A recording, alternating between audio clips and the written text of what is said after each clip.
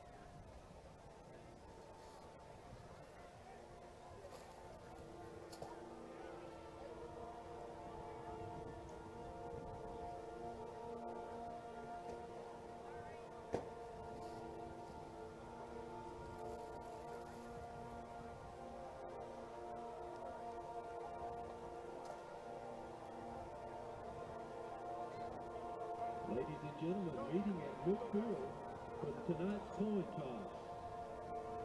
First, Saxi co-captains, number 5, Khalif Lockett. Number 7, Bashan Brunswick. Number 10, Corey Walls. And number 22, Sean Duvall. Co-captains for the Lakeview Centennial Patriots. Number 0, Shannon Montgomery. Number 2, Trenton Harris. Number 6, Lehman Houston. And number 50, Valentine Akiti.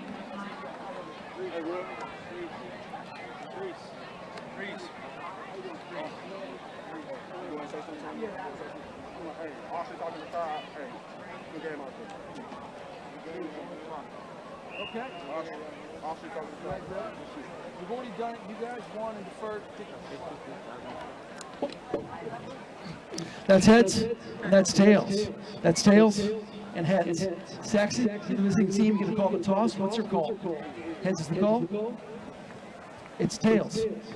Lakeview Centennials won the toss. You want to defer? Lakeview Centennials won the toss and will defer their choice to the second half. You want the ball? Kick it from that side, right? You guys want this side. To begin the game, Saxi will receive in the south end zone. Shake hands one more time. Good luck, guys. Lakeview Centennial wins tonight's toss and have elected to wait until the second half to make their decision. Saxi has elected to go ahead and receive the football tonight and will take possession on the opening drive. Ladies and gentlemen, as the Mustangs prepare to leave the tunnel tonight, they are being led out of the tunnel by number 26, Houston Schaefer, who went through basic training during the summertime, and our cheerleader, Brooklyn White.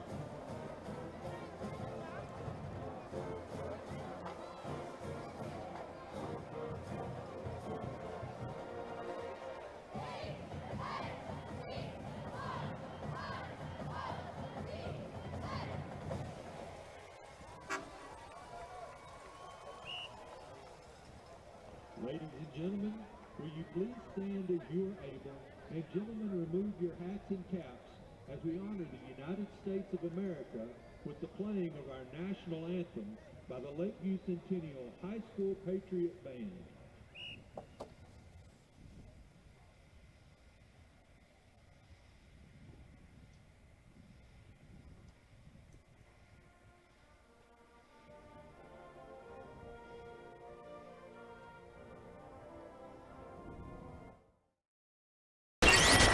Following is a presentation of GRS-TV. We set the bar high, on top 'cause we so fly. Name in the bright lights, looking like a star shot. We set the bar high, on top 'cause we so fly. Name in the bright lights, looking like a star shot.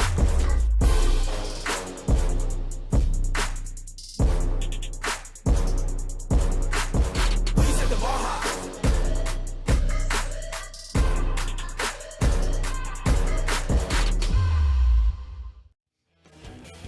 Football is always a lot more fun when you win, and tonight both Saxi and Lakeview are coming off of their most impressive wins of the season.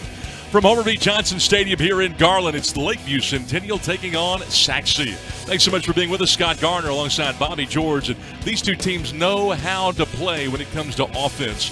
They have the last several seasons. They both put up the most points they've scored in any ball game last week, but they do it on the defensive side, both forcing 3 turnovers apiece. Absolutely. You got Saxi out there really playing an awesome game last week against Wiley, one of the top contenders in the division, and only allowing them 17 points. Saxi has only allowed about 8 points a game in all their contests. They are led by big middle linebacker Brunswick, 6'1", 240 pounds. You've got Corey Walls. You got DeVault over there, number 22, 6'1", 235. I mean, these guys are big dudes, and they bring the heat when they want to tackle you, and they're super fast. Boy, talk about heat. This Saxi team brought the heat last week, and boy, howdy. How about a win over Wiley 44-17 in a game that featured 6 sacks by the Mustang defense? Absolutely. They only allowed them 215 total yards. Yep. And if you remember in the first half,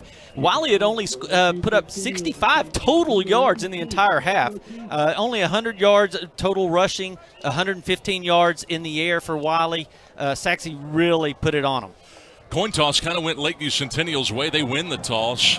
And then Saxi going to receive the ball, and that means that the vaunted Mustang defense will not be on the field to start this ball game. Again, that's a big win for Anthony Saint-Hilaire and Lakeview Centennial. They have their work cut out for them tonight. But both of these two teams coming off wins. Lakeview beat North Garland 34-20. Saxi with a very impressive win over a good Wiley team, 44-17. So let's see what Saxi has in store for us. Can they continue to put it together? As we talked about, you get to this point in the season, you're almost halfway through. The good teams are getting better, and it's noticeable. That's right, and they've got Lakeview Centennial has a great team. 391 total yards last week. They had 21 first downs. I mean, they can put together some really good drives, and their quarterback, he's really efficient. I mean, he's shooting about 59% in the air. He distributes the ball well to a lot of different receivers. He's got a really, really talented receiver over there in Julius Spencer. He's a 6'1", 185-pound, highly recruited receiver out here. So he's got some talent out there to work with. He's not as highly touted as a guy named Kalik Lockett, who many around the nation already know this guy is Lakeview Centennial approaching the ball very quickly, but they'll realign themselves here. But yet still, he can be as flashy as Lockett in certain moments. Well, Saxi's got Lockett on one side and Quinn on the other, and when you put both of those big receivers out there, it's going to be very tough for Lakeview to guard them all. So the ball in the air, and here comes an electric man. That's Ridge, a number 2 running back for this Saxi ball club, and he is close to the 40-yard line. Good field position for the Mustangs to start. That offensive front, you've got Aiden Pierce at that left tackle position, Hunter Hanks the other tackle. Pierce 6'3", 290, Hanks 6'2", 275. Devin Nordrondov is a 5'10", 295-pound senior. Brett Huff is the right guard, a junior, 6'1", 330 at that right guard spot. Jackson Schmidt, I thought, had a good game last week. 5'11", 175-pound senior center. Dirk Williams, who comes in having completed 52% of his passes with 7 touchdowns and 3 picks, will be calling out the signals. Haygood has been his number 1 running back for the second straight week. Keandre Little will start at that running back spot, and right off the bat, how about Houston? Neiman Houston getting his hands on a toss right over the middle for a breakup. Boy, weren't they lucky on that one, because it was a delayed, like you're going to run, get the linebackers to come see you, and then toss it over their head. And they had Ridge wide open. Not anyone was around him for 10 yards. If that ball would have gotten through, that probably would have been a long run or touchdown. So great defensive hands right there by the defense. Second down and 10 for Saxi, one of the best teams in the district. He's got single coverage out on the edge, but Williams overshoots his man, running the go route up the left sideline. It was Santana Quinn, who was looking for just his 5th catch. Carson Wilson was the man in coverage. 2 straight incompletions. So this Saxi team typically makes its living on the ground. Not so far tonight. He's got plenty of time to throw the ball. He's just going to go ahead and see what they got, spread the ball around, and that's probably going to be good for Williams in the backfield, because when you start spreading the ball around on those outside, it gets those linebackers moving outwards, leaves a lot of room for those gap runs. Mustangs 42% on third downs this year. This is 3rd and 10. Deflected again. Lockett got his hands on it. Houston around the football for the second time in 3 snaps. Yeah, nice job again by number 6, Houston, defensive back. He's 6 foot, 185 pounds, and he's just been able to get his hands around that ball and knock it down. Jeremiah Moore will be back to receive this Aiden Sharp punt. 3 and out. I mean, that's pretty good right there. A team that averages 275 on the ground and 199 through the air throws it 3 straight times to begin the game. Quite unusual, and this is not a good punt by Sharp. It's off the side of his foot, and he will not get a good roll either. 22 yards on the punt. Well, I think you have to give Lakeview a real big credit bump right there to hold them 3 and out. That's a high-powered Saxi offense, and to hold them straight with no yards gained, and then you get a punt that really puts you in good field position here. Lakeview Centennial wins their first game of the year last week. They come in 1-3, 1-1 after their win over North Garland, 34-20. Put up a lot of points. They've got Tyrese Reed, Christian Tarango at tackle, Lockett and Cervantes at guard. Akide is the center here. On 1st down and 10, they'll go to the flat. There's the aforementioned Spencer who juggles. Can't bring it down. We have yet to see a run play. Well, they had what they wanted. Plenty of time. Gets a little zip on the ball, puts it right in the breadbasket. Just couldn't hang on to it. Kendrick Sanders, 55 of 85 this year for 740 yards, 65% of his passes. And Anthony St-Hilaire says that has a lot to do with the catch radius of his wide receivers. And on a fake of a pitch, Kendrick Sanders showing the athleticism, getting into the 3rd level, picks up 13 yards before Jaden Smith can make his 28th tackle of the year. Wow, check that out. Little gap push. You see those linemen working? Just left a nice hole to run through. Pick up the first down of the game. Right at midfield. Everything's gone well so far for Lakeview, and they're going to go for the home run ball, but way over Harris's head. Maybe a little miscommunication, because that ball was put right on the 20-yard line, right where you'd think you'd be running like a little post corner route over there. Jordan Nelson rerouting Harris. Well, it shows his arm. He put that about 35 yards in the air. Jordan Nelson, a Division II offer, 2nd year to start. He knows what he's doing out there at corner. Going to run a counter play here on 2nd down and 10 and pick up about 3. Not a whole lot. They've got 2 running backs, Prince Guerrero and Marion Miller, and that's Miller there. And Anthony St-Hilaire really likes how he's come on lately.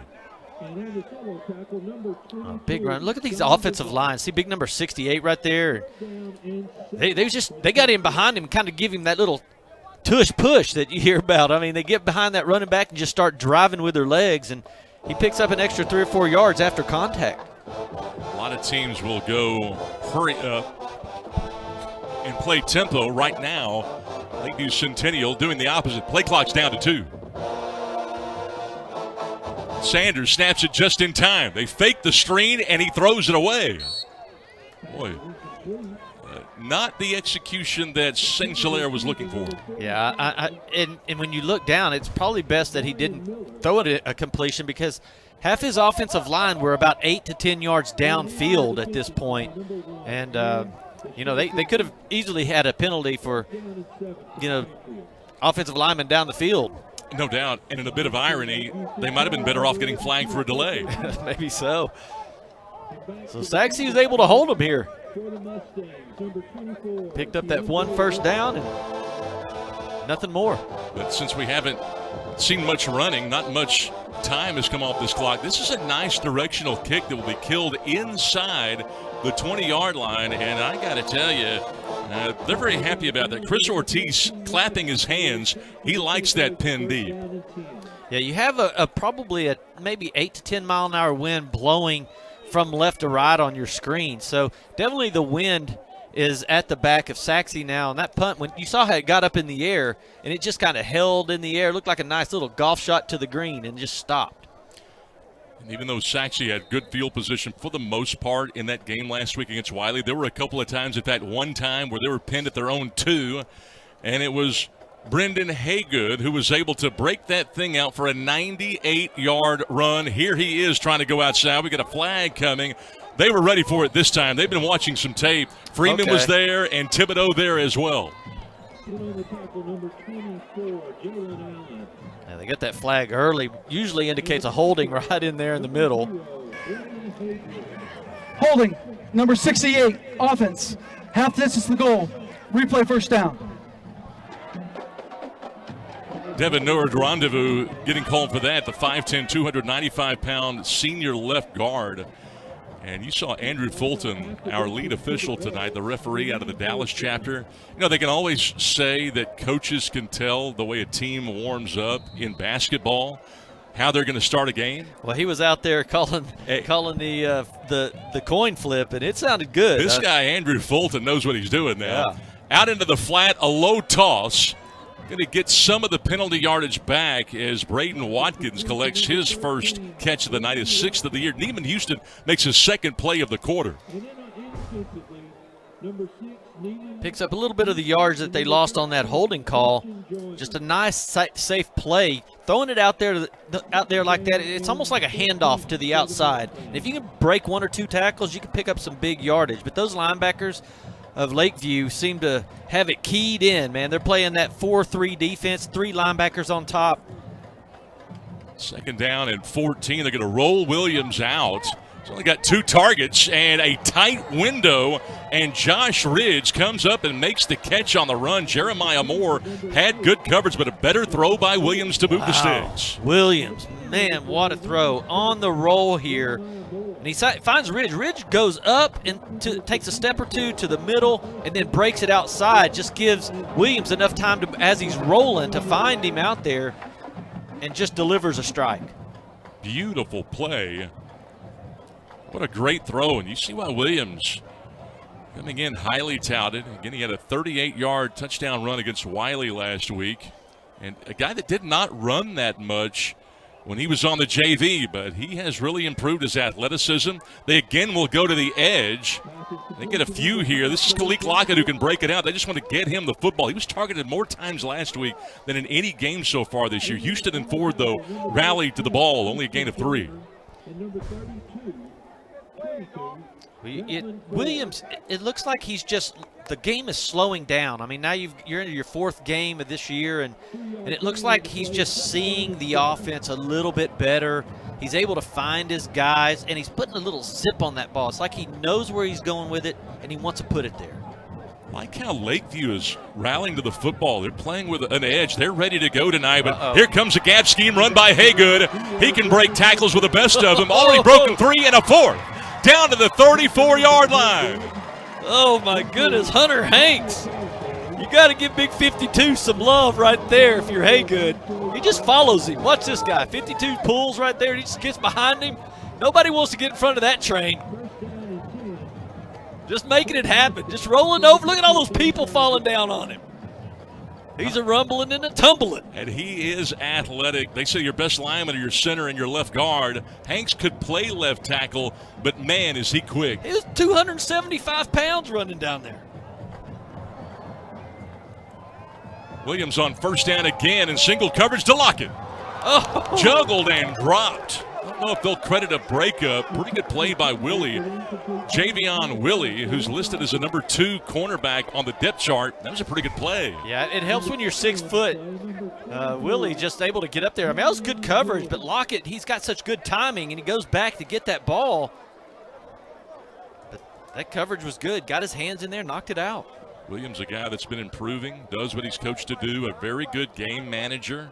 Just 3 interceptions this year against the 7 touchdowns. Completion percentage is 52%, but he likes to go deep a lot. This time, though, he'll play it safe and go to Haygood. Nice cut and a 2nd to pick up a 1st down inside the 25-yard line. Wow, Haygood's just dragging people. Look how tight his shirt is. That's a new thing that these guys have. Their shirts are so tight, you can't just grab them with your hands now. You really got to wrap up.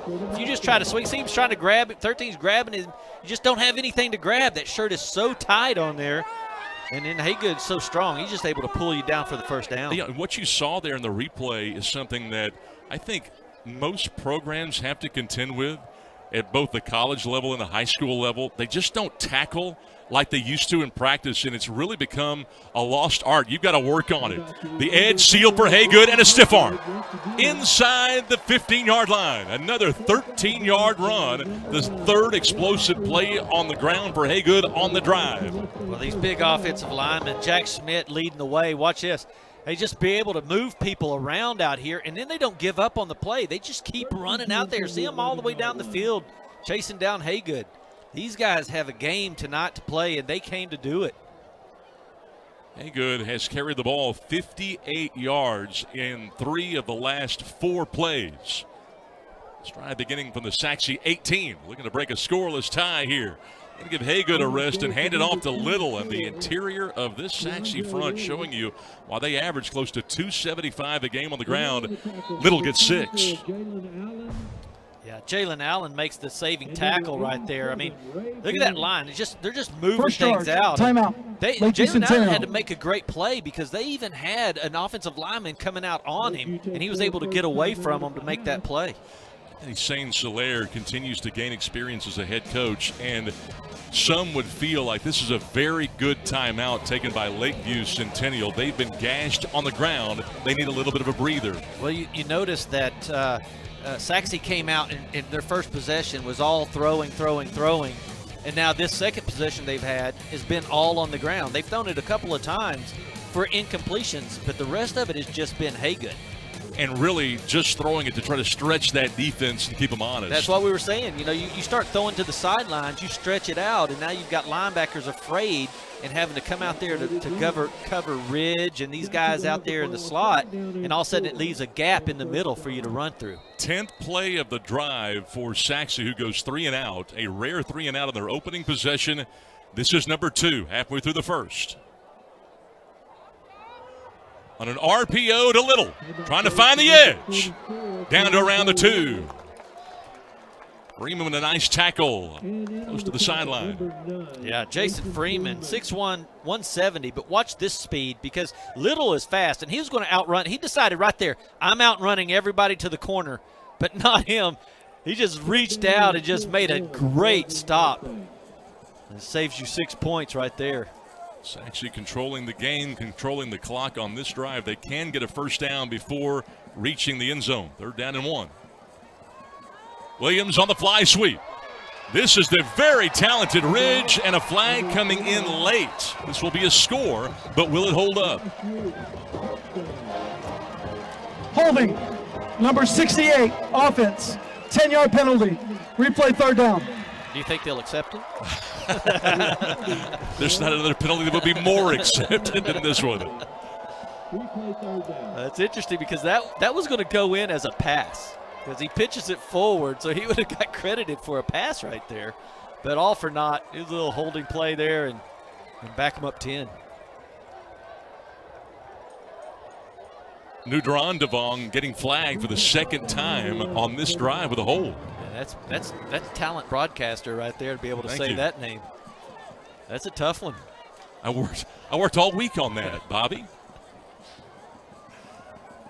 3rd down, 11.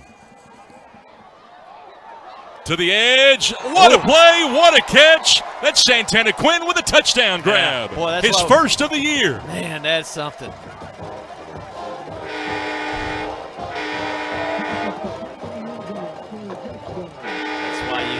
Big receiver over there. Just throw it up to only he can catch it.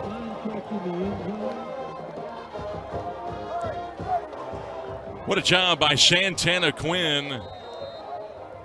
Guy that has been a terrific blocker, but has become a very big target. He's 6'2", but plays a little bit bigger than that. And he had to high point that ball, that fade, in the corner of the end zone. Yeah, he's got the greatest leaping ability on the team. He can get up. Well, number of times last week we saw Josh Weston on the point after, and he makes it a 7-0 game in favor of the Mustangs with 5:56 to play in this first quarter. Saxi 7, the Patriots nothing on GRS TV.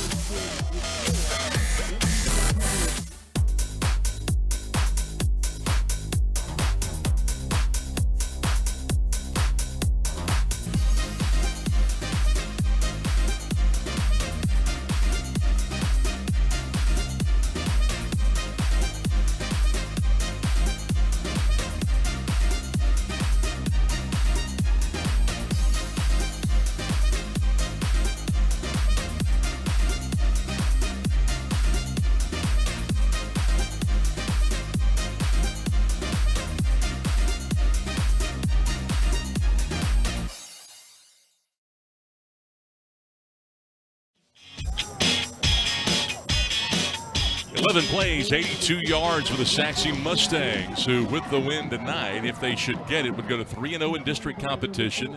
They come in a three-way tie for first at 9-6A with Rowlett and Wiley East. Wiley East coming up with a win last night against North Garland, 57-33. And right now, Saxi with an 11-play drive with all the momentum. Fair catch being signaled for and made there by Lakeview Centennial's Evion Goodman. Well, Lakeview Centennial had that very first possession on defense where they really stymied Saxi, and they did a real 3 and out, got them out of there. But then when Saxi decided they were going to run the ball, they did it with efficiency and strength, and those big offensive line were moving and running down the field, and we saw, just Haga just following those guys, and didn't look like Lakeview Centennial was playing bad. Those guys were moving around, tackling hard. It's just they were getting outmanned on that offensive line. One of the objectives for Lakeview Centennial coming into the game was to win on first down. They've had 2 incompletions on first down, and now perhaps an interception as that ball reeled in by Aiden Sharp. But I think he might have been out of bounds. Got a flag down at the line of scrimmage. Play may have never happened. Offside, number 55, defense, 5-yard penalty, replay first down. So there was a free play going on there, so might as well take the shot. Sanders shows his arm, and he's got a really good arm. That's a tight ball thrown way out there. And as you mentioned, a free play. So they have gone to the air every first down so far. Some press coverage, and this time they're going to try to run right into the teeth of that vaunted Mustang defense, and nothing doing for Demarion Miller, who again getting the start tonight at that running back position. And who else? Sean DeVault, who came in leading the team with 50 tackles. Well, watching him last week, it gave me a new appreciation of how big and strong and fast that guy is.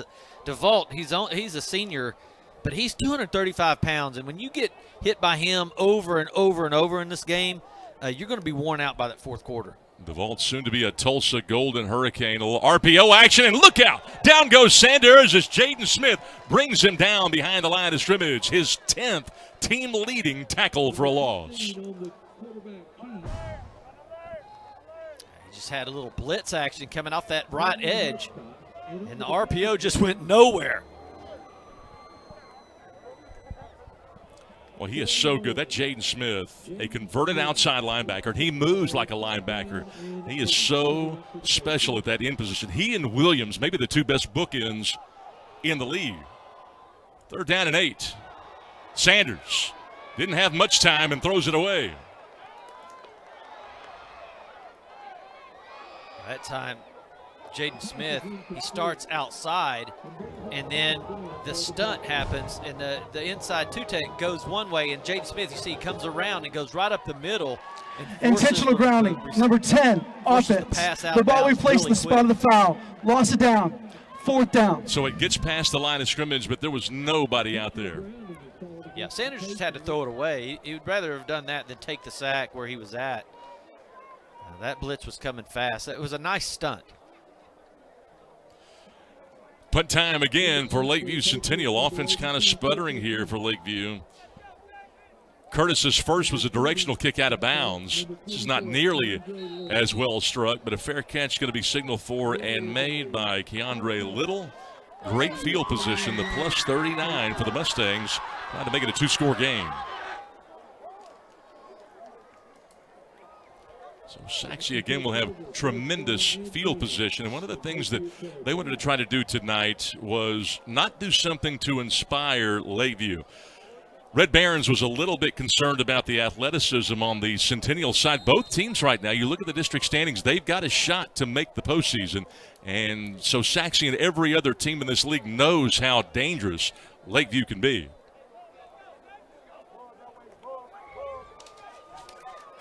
They're going to bounce it here into the boundary. Lakeview is there. A flag comes out. Again, Keandre Little getting more of the action here at that running back spot. Holding, number 12, offense. 10-yard penalty from the spot of the foul. Replay first down. Another penalty. We've seen at least one penalty in each of the last 3 drives. Yeah, they call it on Bonner, and what he was at that the inside receiver in the slot, and he was just trying to make some room for that outside break from the running back, and a lot of times that'll happen. You've got a good block, and then all of a sudden the defensive back changes directions on you, and you get your hands caught up on his jersey, and that looks like what happened there. Saxi's outgained it by 98 yards so far. Little again. This time they stiffen. Flag coming in very early from the umpire that time. And King Thibodeau drops him for a loss of 1. His first tackle on this particular drive, his 5th TFL, if it holds up. Holding, number 65, offense. 10-yard penalty. First down. It won't hold up. And remember, both of these two teams struggled with penalties last week. Saxi committed 12 infractions. Meantime, Lakeview Centennial committed 19 penalties and had 5 touchdowns called back. Yeah, the referees had to go home and wash their laundry. There was so much of it on the ground. They go to the spa for as much work as they had. I mean, that would prompt an hour massage after a workout like that. First down and 26. Rushing only 3, covering with 8.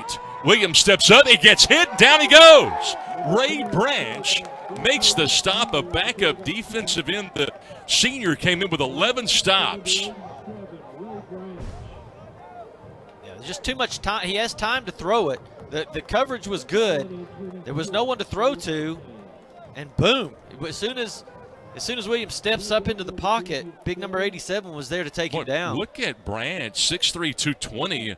Man, does he look the part. Yeah, he's playing right over the center. Second down and 26. Low snap for Williams this time.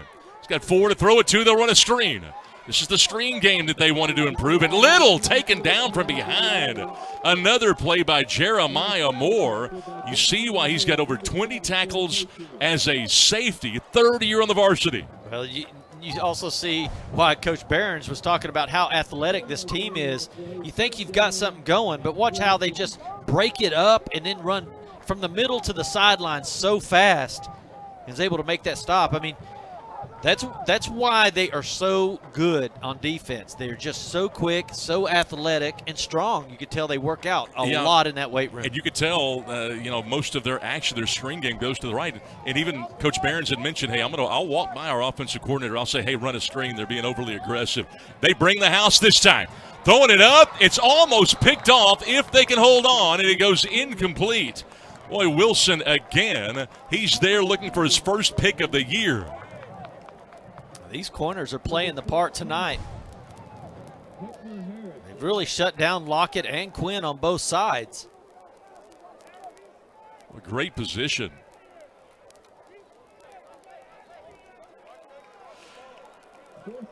Considering the penalties and the plays that they make at the line of scrimmage, very good defensive series for Lakeview.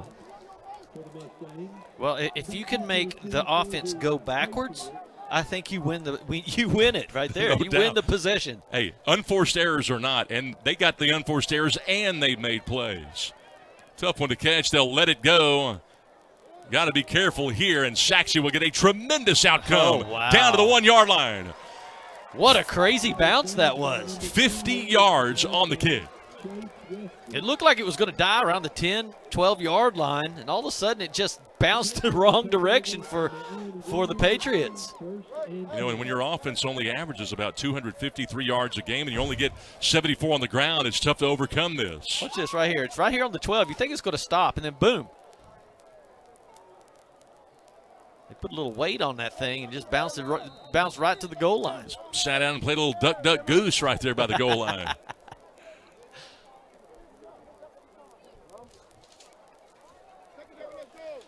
Kendrick Sanders and company coming back out.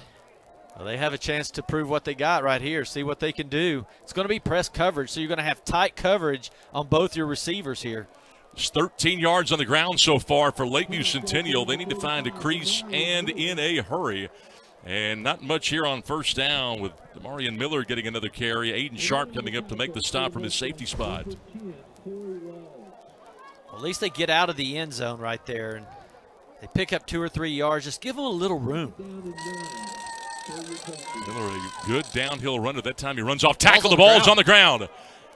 Finally got it out of there and somehow completes it to his best receiver, Julius Spencer, with his back to the sideline. Wow. They'll pick up 4 maybe. C.J. Wells is there. They avert disaster and got a few. Well, it just shows the composure that he is able to pick that ball up and take off, and then right at the last moment, toss it out there. I mean, that's hard to do as a quarterback. For one thing, you feel like that. You feel the pressure of that defense going to sack you in the end zone, and then you'd be able to keep your eyes up and find your receiver. Outstanding. 3rd and 5, Sean DeVault showing blitz. So is Crane, who's in there at that Mike linebacker spot. Got to watch those two guys. And here they come. They're going to hand this football off to Miller again, and he gets stuffed. Yeah, got DeVault. nothing. Sean DeVault right to the line of scrimmage. Yeah, I mean, that's the wrong place to run that play, right to DeVault's side. I mean, here he comes. He just squares them up. And how nervous are you as a coach when you see that running back with your shoulders pointed to the sideline rather than getting behind your pads? Yeah, and DeVault, you saw his lateral movement. I mean, he went from left to right and just stayed square with that receiver. There was just nowhere to go. Just a great play by the defense. And it has been a defensive contest so far. 7-0 game at the end of one. Saxi out in front here at Homer B. Johnson.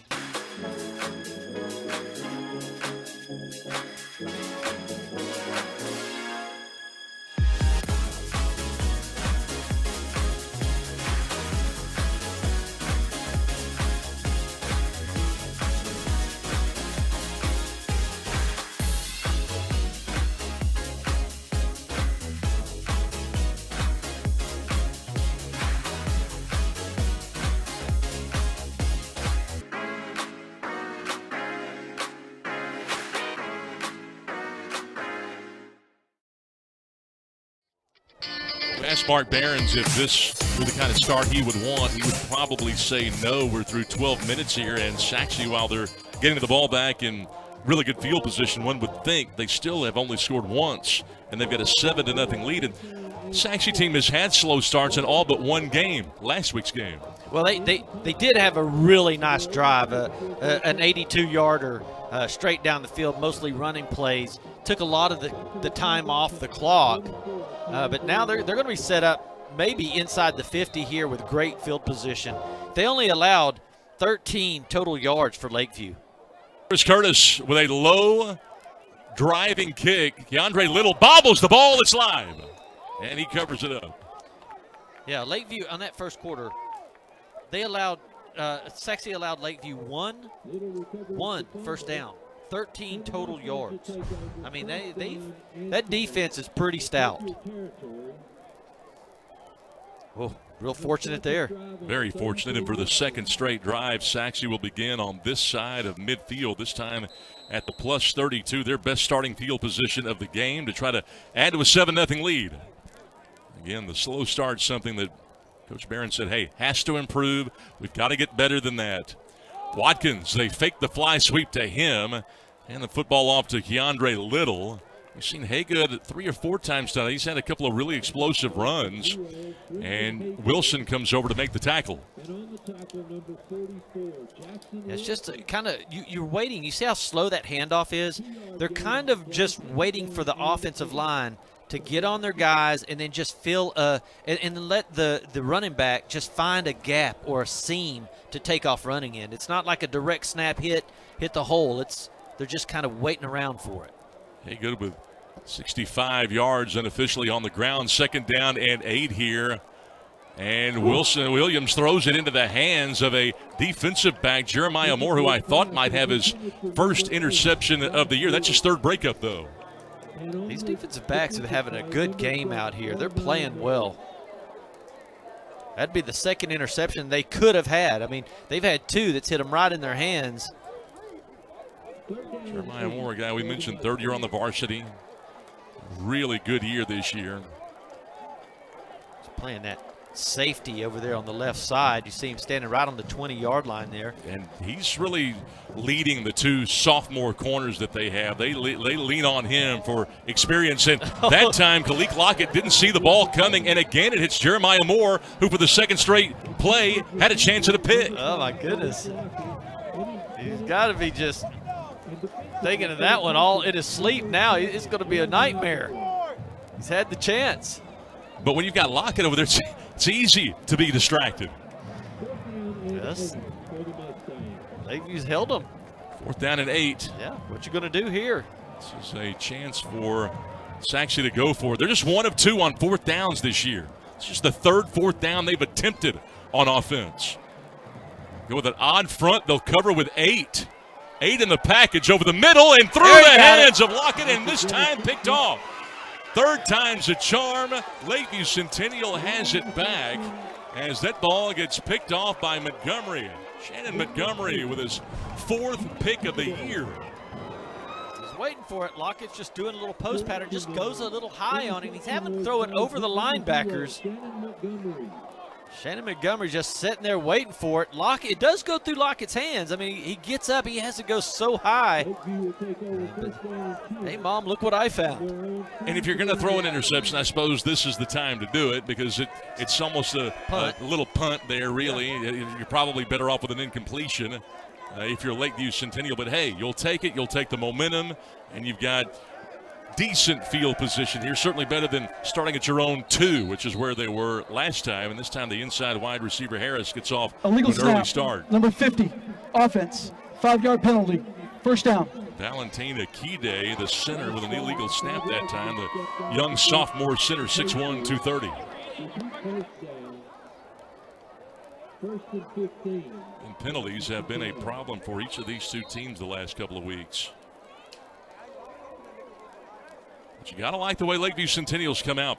And they're playing with an edge on defense. But it's hard to do that if your offense isn't moving the ball. Yeah, you got to give your defense a little bit of a break, a little rest out there. Into the boundary with a screen to Harris and immediately blown up. Boy, Harris with very little room that time. His legs just kind of buckled up under him as soon as he runs into his own player right after he catches the ball. This is a tough injury here. See, he just gets bit backwards. It's like the right ankle, maybe. Trying to shake that off. Hopefully it's not too bad. Walking under his own power here. That's good news. Certainly don't want to lose him. Harris with 12 catches coming in. He was second only to Julius Spencer, who caught his 29th grab earlier tonight. 2nd and 15. Prior to the delay and foul, 2nd charge timeout, Lakeview Centennial. First time out, you can understand this one that Anthony St. Hilaire didn't want to have to take. Yeah, but I mean, when you have something like that, you got a guy having to come out. They got to make some good, moves. They got to put a different player in. You're inside your own 20-yard line. It's probably a good timeout. Go out there and think about what you're going to do. Get all your guys settled down and make sure you call the correct play here. You don't have to pick up a 1st down on 2nd and 15. You just need to pick up, some good positive yards. Get half of it, maybe. set yourself up for a nice third down opportunity. Anthony St. Hilaire knows that to throw on first down is not with the odds. It's kind of going against the odds, but against a team like Saxi, who's got such a great defensive front, they've almost been relegated to having to throw a lot on first down, and they wanted to win first down tonight. That was key number one for Lakeview Centennial. Now it's 2nd down and 15. They've got a 4 defensive front with only 1 linebacker. Okoye is in the middle. You break that little level, and you've got something. Sanders tucking it and running with it and taking a hard hit by Xavion Williams, who we have not called very much tonight. He picks up 7 on that scamper to set up a more makeable 3rd down and 8. Yeah, that's what we were talking about. And I think that was a great play because you only had 1 linebacker there. Even though Okoye makes the play, you pick up good positive yards here. And so I say that's a good play right there for 2nd down and long. 3rd and 8. One of the things you'll notice is that Saxi's defense does a great job of setting the edge. They force them to the middle and don't let them get outside. They are very well trained. They've got some guys that know how to play, like Rico Jeffers.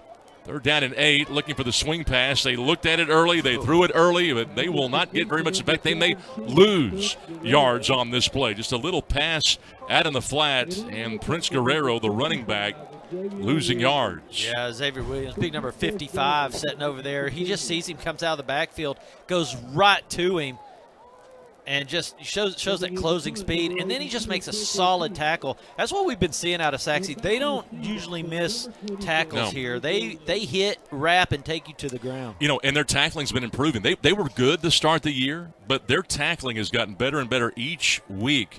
And one of the reasons is Mark Behrens preaches it every day in practice. This is a really, really good punt right here by Ortiz, and almost a better play. Little dropped the ball, and I think his knee might have hit the ground. Well, that is a great play defensively. And on the return, on the coverage there, Javion Willie. Yeah, we've called Willie out a couple of times. He's made some really good plays, and he shows how fast he is. He gets down the field because that was a beautiful punt. That hang time gave him just enough time to get all the way down there and make a heck of a play. It's actually from their own 45. Boy, Lakeview Centennial has been losing the field position game, but they have not been giving up points to their credit. But how long can the dam hold here? Haygood, their best back, very elusive, into the 3rd level again. It's his 4th explosive play. Might have brought him down with either the face mask or the back of the shoulder pads. Montgomery got him, and the flag coming out. Yeah, you can see he's even limping. I mean, that is such a dangerous play. No one wants to see that happen. Maybe either a horse collar or a face mask. Personal foul. Illegal horse collar tackle. Number 7, defense. 15-yard penalty for the end of the run. 1st down. It's Jeremiah Moore, actually. I said Montgomery was Jeremiah Moore. Watch this. Yeah, the old Roy Williams tackle is what you call that one, out of Oklahoma. As he grabs him right there and pulls him down. And really what is dangerous is throwing your body weight around onto their legs. And that's what will hurt somebody. It breaks their legs. And it's just very fortunate nothing bad happened there. Sure, Steve Sarkeesian down at UT watched that last play. They would like the fact that Kalik Lockett throwing a good block out in front of Haygood on that last play. Play action. They go to Watkins for the 2nd time. That time they swarm and limit him to just 3 on that catch. That Lakeview team is pretty quick. They're fast, and they go to the ball. They fly like a bunch of bumblebees after you. I mean, you don't get a whole lot of after the catch running with this team. They get there and get there in a hurry. Houston and Wilson both combining there. Fans getting into it tonight. Saxi trying to take a 2-score lead here midway through the 2nd quarter. They've got a big fan base on both sides of the stadium here tonight. Saxi's defense has had the chance to rest here. Lakeview's has played a lot. This one to the end zone, and he's got his man Santana Quinn for the touchdown. A 20-yard touchdown pass. He got just outside of Wilson there in coverage. Yeah, 2 touchdowns for Santana Quinn. Watch the patience right here by the pass. It just waits on his receiver to get out there, gets a step on the defender, puts it only where Quinn can get it. That's 2 for him tonight. Williams to Quinn. Quinn coming up with the 2nd touchdown grab of the night and the season. line up a swinging gate to make sure that Lakeview will line up to it. And now they'll set up the place kick. Josh Weston coming out to bang it through.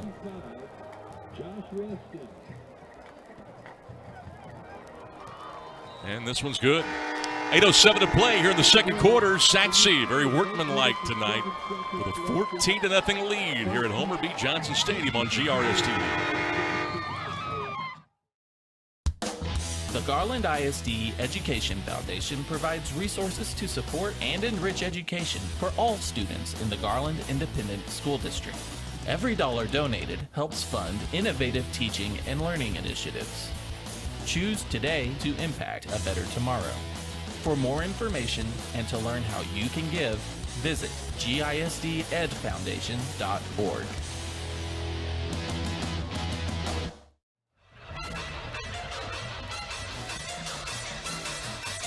Santana Quinn with touchdown grabs tonight of 12 yards and now 20 yards. And Saxi with a 14-0 lead tonight here at Homer B. Johnson Stadium.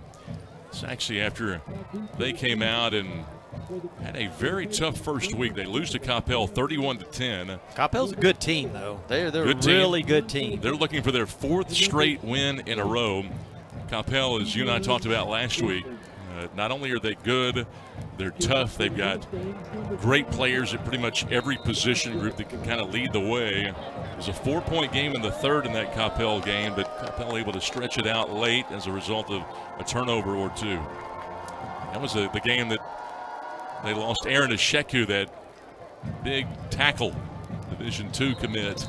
This will be a touchback.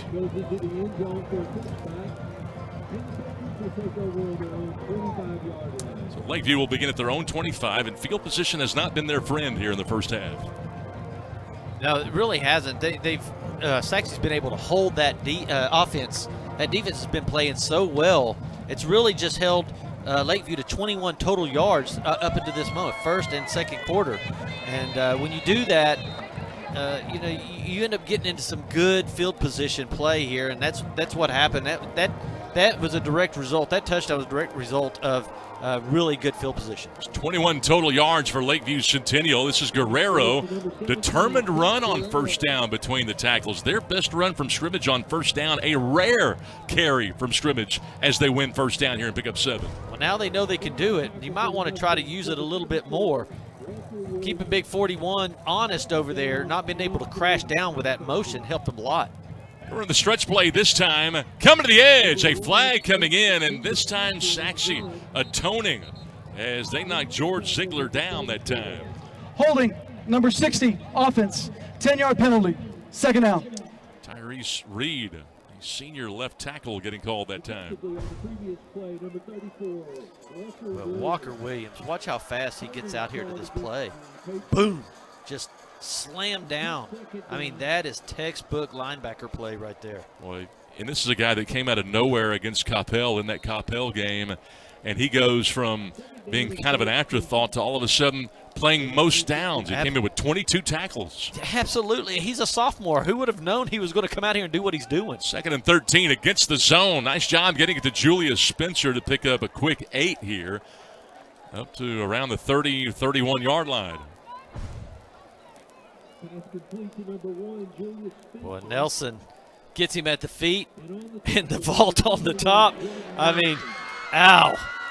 How sore are you going to be tomorrow after that catch? Oh, no doubt. You know, Spencer was somewhat sore after the North Garland game last week. He ripped off 10 grabs in that game for 147 yards, 2 touchdowns. Yeah, it was like he was running a track meet last week. Oh, you know, the Texas State staff was there to watch him, and they stayed the whole game. This is a 3rd down and short. What a great play. They get it to Guerrero, a running back. Guerrero with their most explosive play on offense, and they pick up 28 yards. C.J. Wells, the cornerback, tracked him down. Well, just a nice play right here. Watch, they all roll left, go after the quarterback. Okay, well, I'm going to throw it out here to my fullback and just let him take off down the field. And, boy, just a turf monster tackle right there, or he's gone. They run it again on first down for the 2nd straight first down to Julius Spencer. Spencer trying to bounce it this time. They're just trying to get it in athletes' hands here. C.J. Wells with a second straight stop and another flag from the referee coming out of the line of scrimmage. You probably should have taken that up the middle. You had some room there, but they've had a little success going outside, so why not try to bounce outside? But then again, you have Williams coming out there and making that tackle. I mean, that's not a good spot to make things happen. Oh, Terry Roughness, number 16. I'm sorry, number 31. Defense, personal foul. Offsetting. Second down.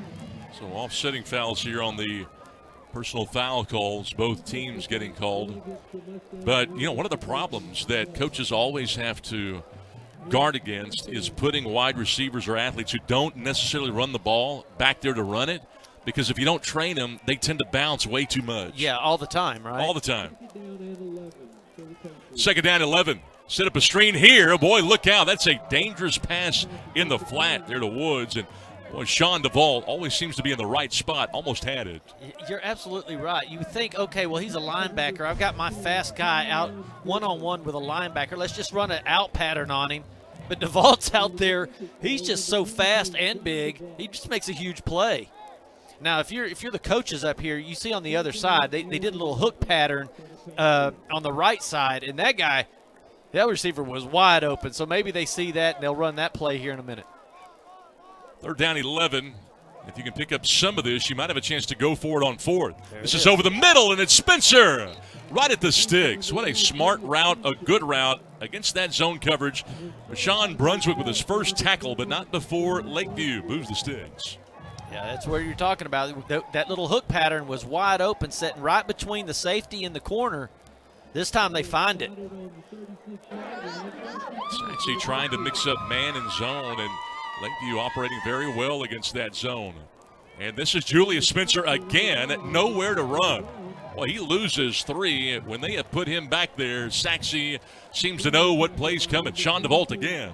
Well, again, you want to get the ball to your guy, your main big guy, and all of a sudden you're putting him back there at running back. And, again, if you're not used to running like a running back, you always think that you're going to bounce outside and outrun everybody. Sean DeVault is so good. This is second down and long. Passing game working like nothing before. George Ziegler targeted for the second time. Gets down to the 30. Yeah, they're finding that little zone right there between the linebacker and the safety. They are going quick, too. Press coverage, look out. Nice job of the hot route, but a bad toss, and they'll actually lose yards on that particular play. Swan Siegel. Yeah, he has to get rid of that one just a little earlier than he wanted to, because you have big number 2-2 DeVault coming after you on a little blitz. You just don't have time to get your feet set and throw the ball. I think that was an incomplete pass. I do, too. Well, they'd love to be able to challenge that. It's fourth down, though, and 6. Can't challenge it here. Boy, talk about press coverage. It's almost cover 0 here for Saxi. They say, forget about the zone. We're going to man you up right here on fourth down.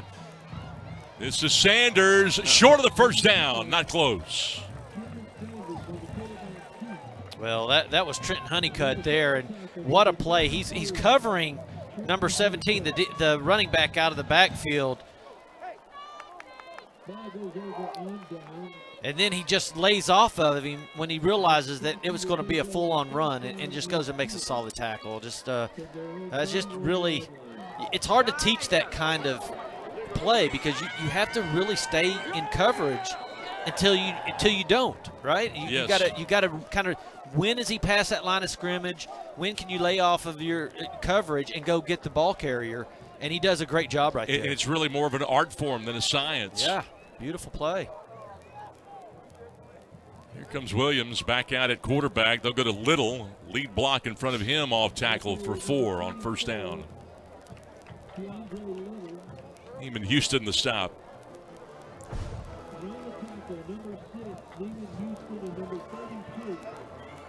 You see how he's kind of patient. He just runs patiently behind his lead blockers there. And the good news for Lakeview, they didn't score, but at least they give their defense a little bit of a breather. That was a problem in that first quarter. This time Little wants to bounce, got a block downfield on 2nd down and 6, picks up a first down, finishes off the run, lowering the helmet to pick up 9 to the 44. Moore, the stop. Look at that offensive line. They just really are taking control of the game. Little and Haygood. Little and Haygood exchanging drives here. Chase Thomas, the quarterback, for Dirk Williams on this drive. Thomas, left-hand toss to Kalik Lockett, bounces off the first hit. Very hard to bring him down. Then Christian Joyner comes up to pull him down at the line of scrimmage.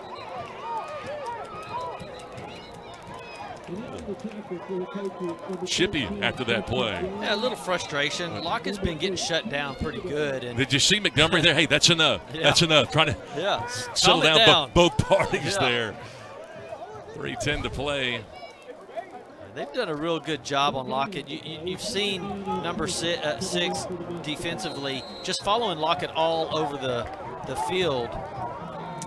It looks like it's his assignment. He had Houston. a 52-yard touchdown reception last week where he broke like 6 tackles. It's a 2nd down and 10 for Little. This time they set the edge. And Houston's had a good game tonight. Came in with 24 stops. That's his 4th tackle of the half. Yeah, I mean, he's really everywhere. And it looks like they're just moving him to different sides. Wherever they think the strong side is or wherever Lockett is. He's been on Lockett all day. And then on the running plays, it looks like he's just going to the strong side. Neiman wants to play in college. Well, he is playing like he wants to tonight. Really good against the run and the pass. They'll move him around, as you mentioned.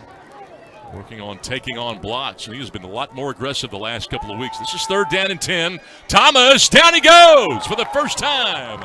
Pocket collapsed in a hurry. Jackson Wilson with a 2nd sack of the year. They got some great penetration right up the middle. Look at that. Right up the middle. And just nowhere to go. And it was just great coverage. He had time to throw it initially. But when we looked out there, everyone was covered. Lockett was covered. Quinn was covered. There was nowhere to go with the ball. And then that happens. Time runs out. Aiden Sharp to boot it. Jeremiah Moore back deep. This one's returnable. He's got 3 Mustangs right in his face, though. Nowhere to go. Terrific coverage.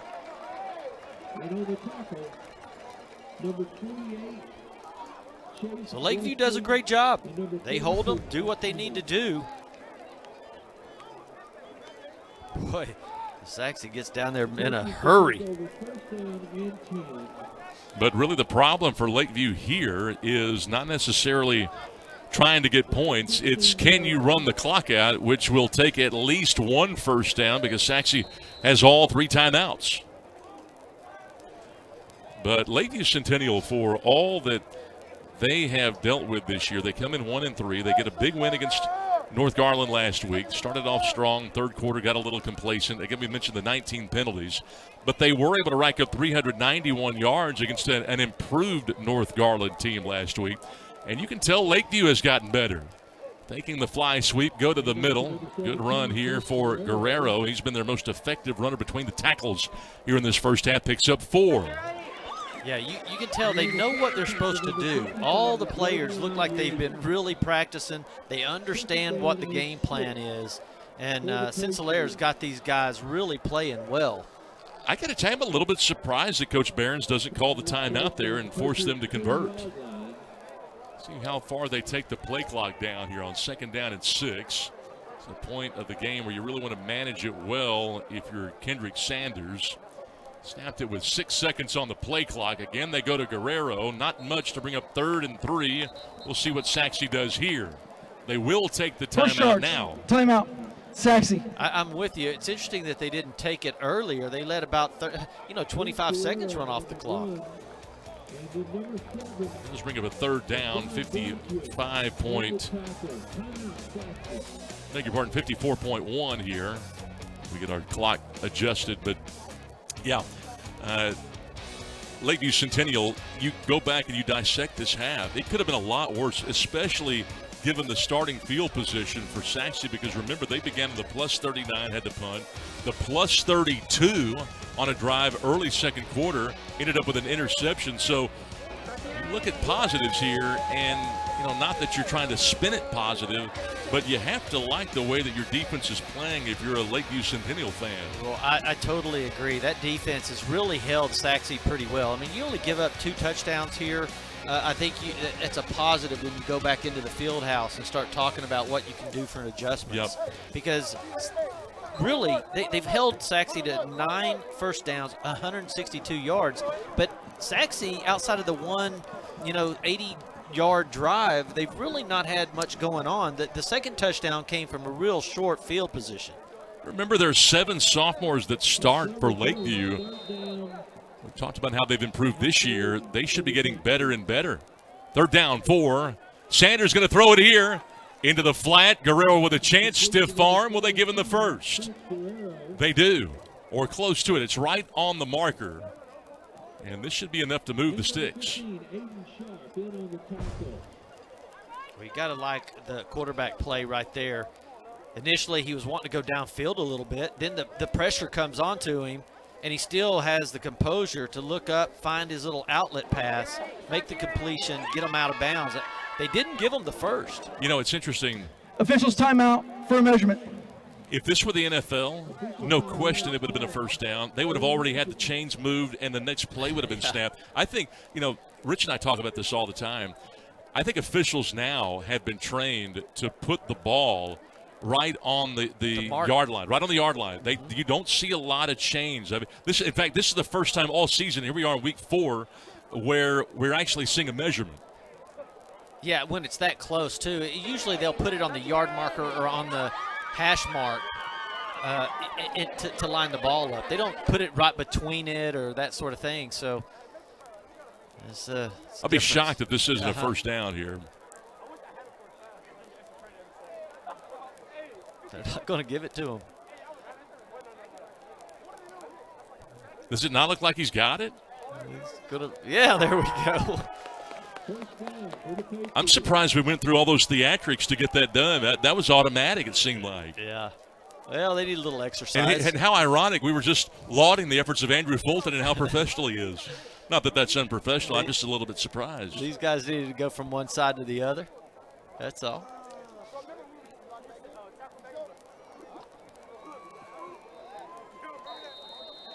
So first down here for Lakeview, 46 seconds to go until halftime. It's actually with 2 timeouts, so they can take it to the half if they want. Lakeview wants to avoid the turnover at all costs here. Sanders, though, will go to the air, maybe. Walls is hot on his trail. Boy, is he good. How about that arm? Boy, you saw C.J. Wells hot after that football. I thought for a moment he might have his 4th interception. I'm just surprised how good Kendrick Sanders is able to turn his body and get his shoulders pointing downfield, going that direction, and then launching it 40-something yards in the air. How good is his arm? Wow. He has been fantastic. Yeah, they threw for 300 yards earlier this year against McKinney. 2nd and 10. This looks like a playoff team. If Lakeview Centennial can get it together and fix some things, they could absolutely make the playoffs. It goes incomplete. They came into the game 1-3 on the year, but 1-1 in district competition, which coming into the game was tied for 4th. And remember, the top 4 teams go. Yeah, you see Jaden Smith, he's just able to get through there so fast. Just didn't give him any time. He doesn't have any time to throw the ball. But you're right, as far as the playoff picture goes, I mean, you get the first 4 people go in it. And so, this team looks like they will be in that top 4 position at this point. Lakeview's got a problem because that incompletion will allow Saxi to stop the clock. 3rd and final. Charge timeout. Lakeview Centennial. With the clock stopped, Anthony St. Hilaire wants to go ahead and call the timeout. But, yeah, Saxi, if they don't convert here, all of a sudden, if something bad happens for Lakeview and it goes from a 14-point game to a 21-point game. That's not what you wanted to do. That would be an absolute disaster from a coaching standpoint. You don't want that to happen. Yeah, when you're on your 26-yard line, as a coach, you have to think, should we be throwing deep passes, big routes out there, and if you incomplete it, you stop the clock? Or do we just kind of run the ball, try to get out of here safely?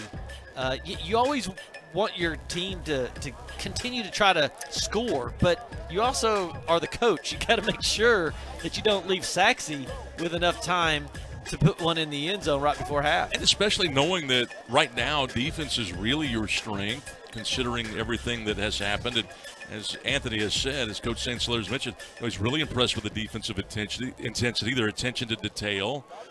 They're flowing to the football. They're getting guys around the football, and it can be hard to do that consistently all the way up until the final horn when the offense doesn't move it as well as you want them to.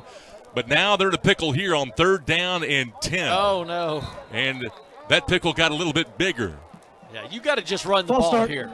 Number 52, offense, 5-yard penalty, 3rd down. Yeah, now you've got to just try to run the clock out as much as you can.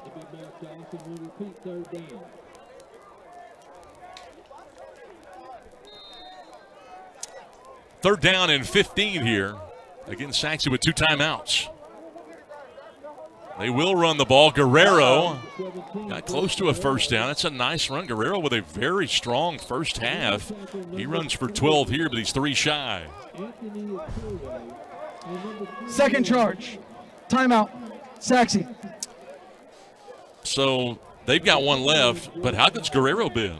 Yeah, I think when they've actually handed the ball off to him up the middle, he's looked really well, and that offensive line has really moved some people around. Of course, like we said, Saxi's playing a 4-1. They've only got 1 linebacker. They got 4 down linesmen, and if you can get a body on all of those linemen, you've really got 1 guy to beat. Guerrero with a nice 12-yard run here. Remember, it was the last drive where he ripped off a 28-yard swing pass. Nice run after the catch there, but it's been a nice addition. Anthony St. Hilaire loves what Demarion Miller gives him at that running back spot. Remember, Miller had 9 carries for 46 yards and a touchdown last week. But Prince Guerrero, the young sophomore, he looks really good. He's one of the 7 sophomores that Lakeview Centennial has that start on this team. I really like watching him run. Yeah, I do too. I like watching those offensive linemen really get after it too. I just, for some reason, those guys don't get enough credit. Yeah. They get hit every single play, and boy, they get a little attitude in them, and I like watching it when they get really just start digging in and knocking people around and clearing out lanes.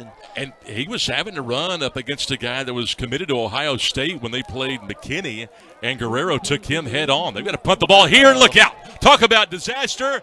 There it is. Oh, they are going to lose 11 yards on a muffed snap, and Saxi set up with 23 seconds to go. They're a little more than 20 yards away, and they've got a timeout. This is the nightmare where it starts. It looked like at the beginning of the very first snap of this possession, it looked like Saxi was not going to call any timeouts, and they were just going to let Lakeview run the ball and just in the quarter. But once Lakeview started throwing the ball and getting an incomplete pass and stopping the clock, then Saxi said, okay, well, we're going to start calling timeouts, and now you're going to get the ball with 23 seconds. Ortiz was in no man's land, and here they go to the air, to the end zone. He's there, 1 play, touchdown of 22 yards. The big man, Khalik Lockett, beating Montre Jackson to the inside. Oh, just like you draw it up. Boy, what a pass. Right on the money, right on the numbers. What a disaster for Centennial. This last minute and a half has just been something else. Set up with 26 seconds on the clock. And 1 play, the strike, it happened in a hurry like a rattlesnake. And Weston makes it a 3-score game before halftime.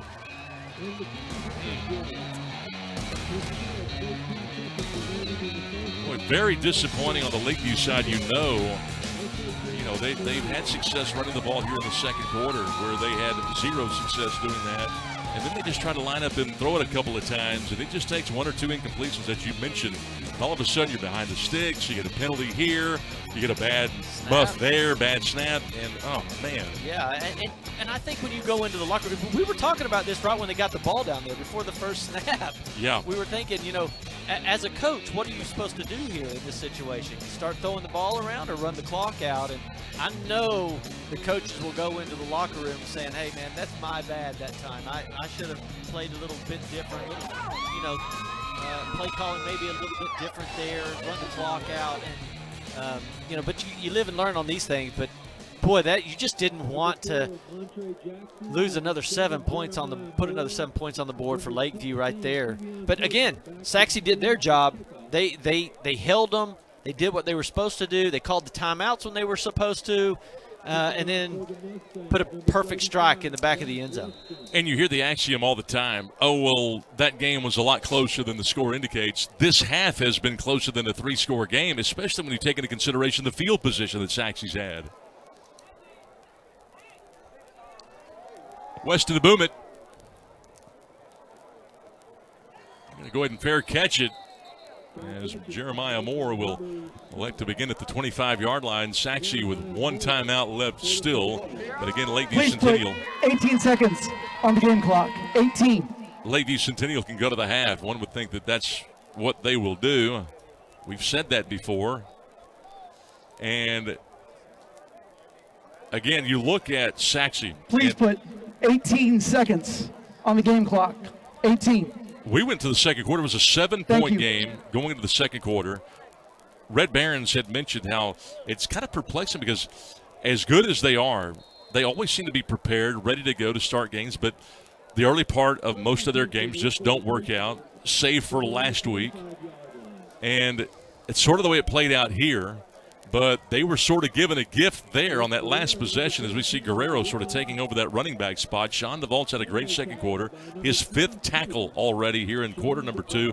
That should be the end of this second quarter of action, and we will go to the break. But, disappointing finish for Lakeview Centennial. Saxi extends the lead to 3 scores at the end of 24 minutes. Homer V. Johnson Stadium tonight. Good matchup between Saxi and Lakeview. Halftime festivities coming up here on GRS TV.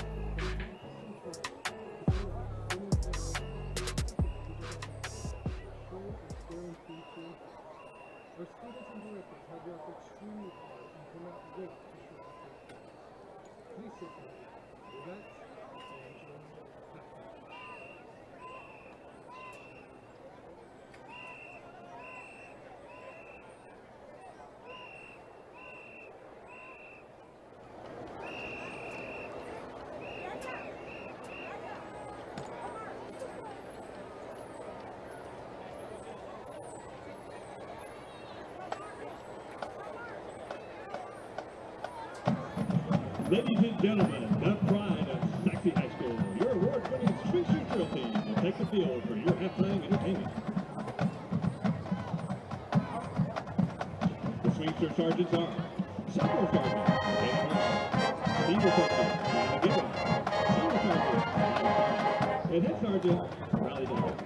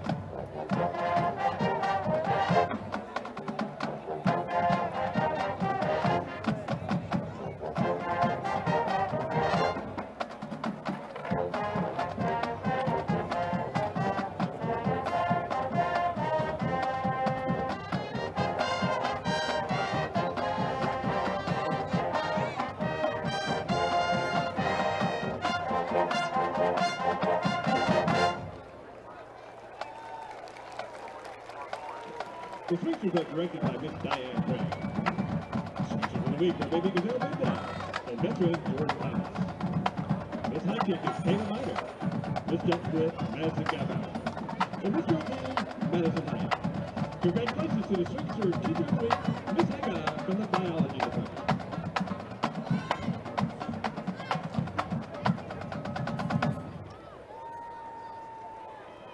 The swingster officers are Junior Lieutenant Scotty O'Malley, Junior Lieutenant Daisy Everman, Senior Lieutenant Caroline Pelham, our First Lieutenant Jennifer Wynn, and in the silver, your swingster captain, Hayden Gibson. Tonight, the swingsters will be performing the jazz routine to Cold Hearted Snake.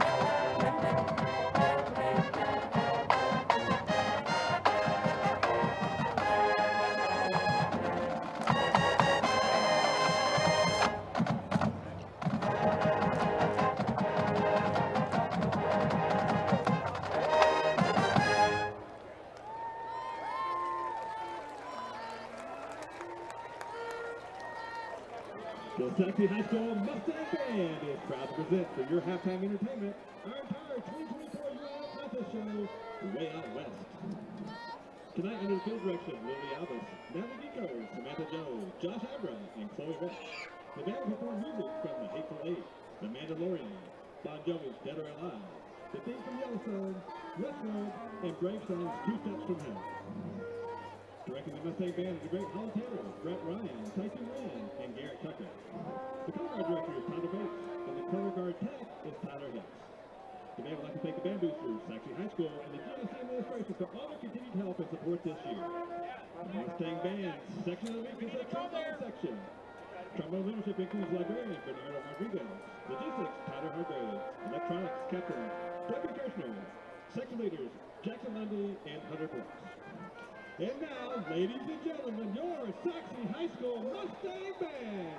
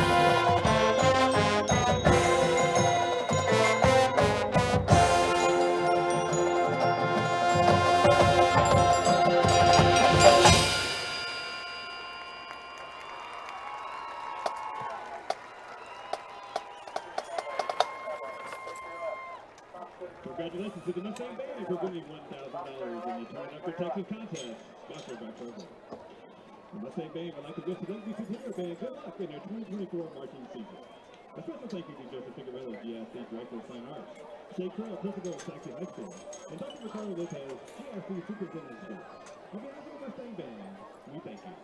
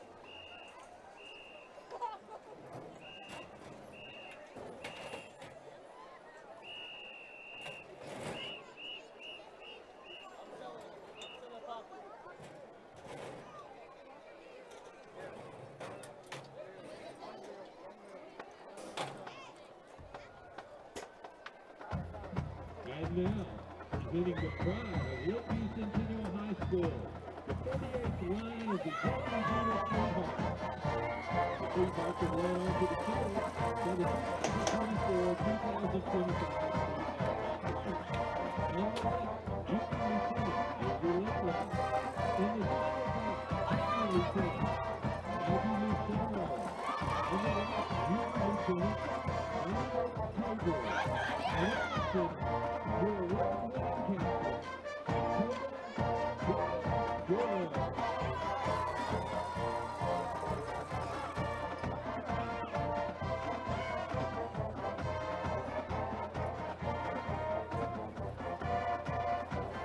Seahawks coaches at the first pitch. Localized cheetah, Ryan Romero. Sweetheart of the week, Emma Morgan.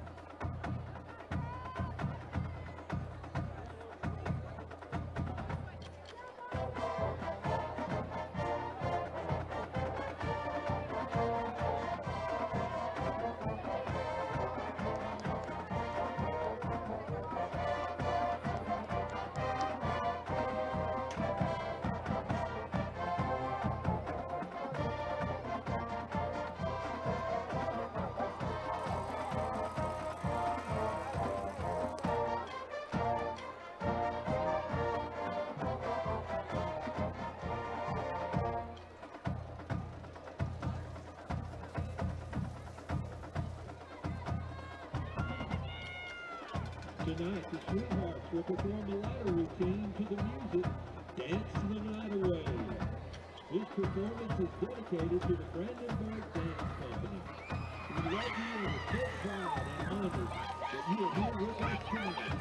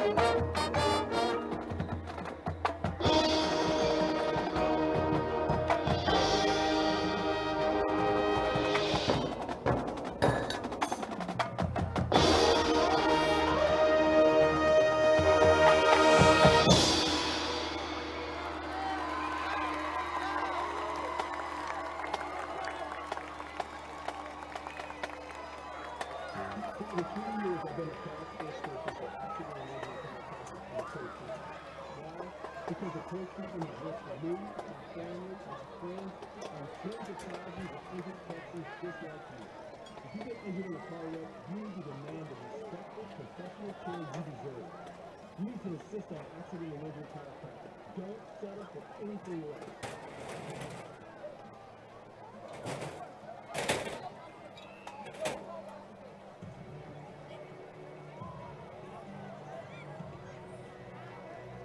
At Garland Power and Light, we are committed to providing you reliable electric service.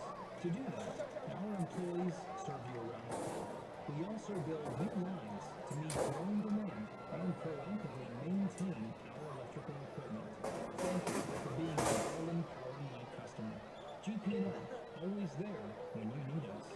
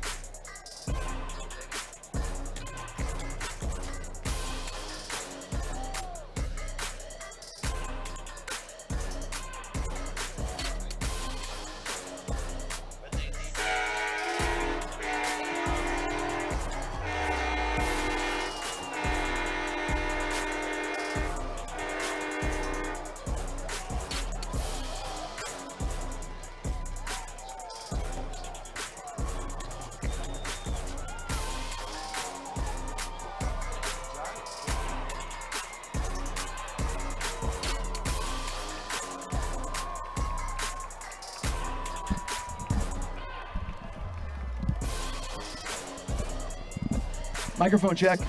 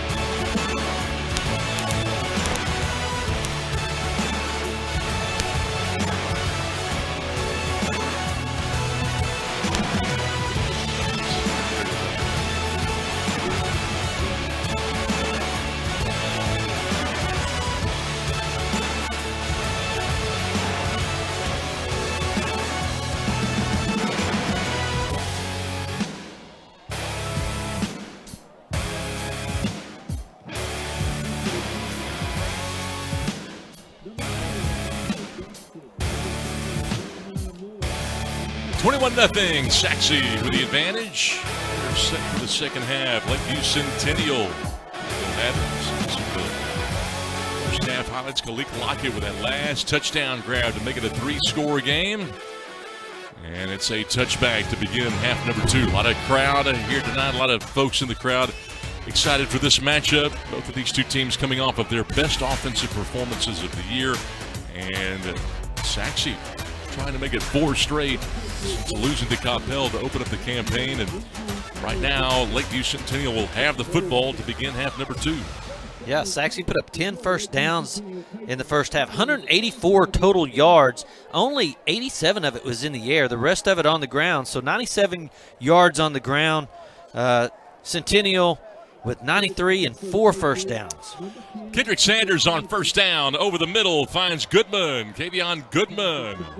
Deep dig for 11. Nice play to start. He tried 3 pass plays in a row on first down to begin the first half. Were unsuccessful there. Good start, Sean DeVault to stop. Yeah, had plenty of time to throw it. Went into halftime, started talking about it, and figured out what they can do to get successful. Looks like they're starting on the right path. It's starting to run some tempo here. Julius Spencer makes a man miss. He's got speed, slung out of bounds. They'll tack on 15 to that one. The guy that got him there on defense was Sean DeVault, a little extra. Yeah, there you go. They pick up some big yards right there. Sean DeVault throws him out of bounds. pick up another 15 yards. All of a sudden, you're inside your own 40 right now. After the play, personal foul, late hit out of bounds, defense, 15-yard penalty, first down. So the 15-yard penalty will have Lakeview Centennial really set up. Julius Spencer. There he goes. Down there you see, right there, it takes him down. Not only does he take him down by the back of his jersey, but he throws him out of bounds, and they're going to attack on 15 more yards to that. It's very unlike Sean DeVault, who's really disciplined. I'll tell you. Again, hey, Saxi was flagged 12 times last week. Yeah, you got to be disciplined there. You can't just go off and do that. He knew better than that, and he's a great player. So they're going to have to settle down now. Patriots went in, and they understand what their assignment is. First down, and again, they're going to stretch him out here. Spencer looking to make one man miss, does so close to the goal line. 23 more. Well, they've made the adjustment. They figured out what will work, and it's working. They draw Spencer from the left side of the field all the way to the right side. It's called a little backslider where you just go all the way across, and it worked for him. Back-to-back 23-yard receptions for Julius Spencer, and Prince Guerrero had a great second quarter, stuffed by Sean DeVault, getting maybe a yard. Well, you saw DeVault made that tackle on Spencer all the way on the side of the field, and now he's back in it again. Guerrero for the second time, head down, goal line. And the scrub push. Will not get it. That stingy interior of Saxi, that's what they're known for.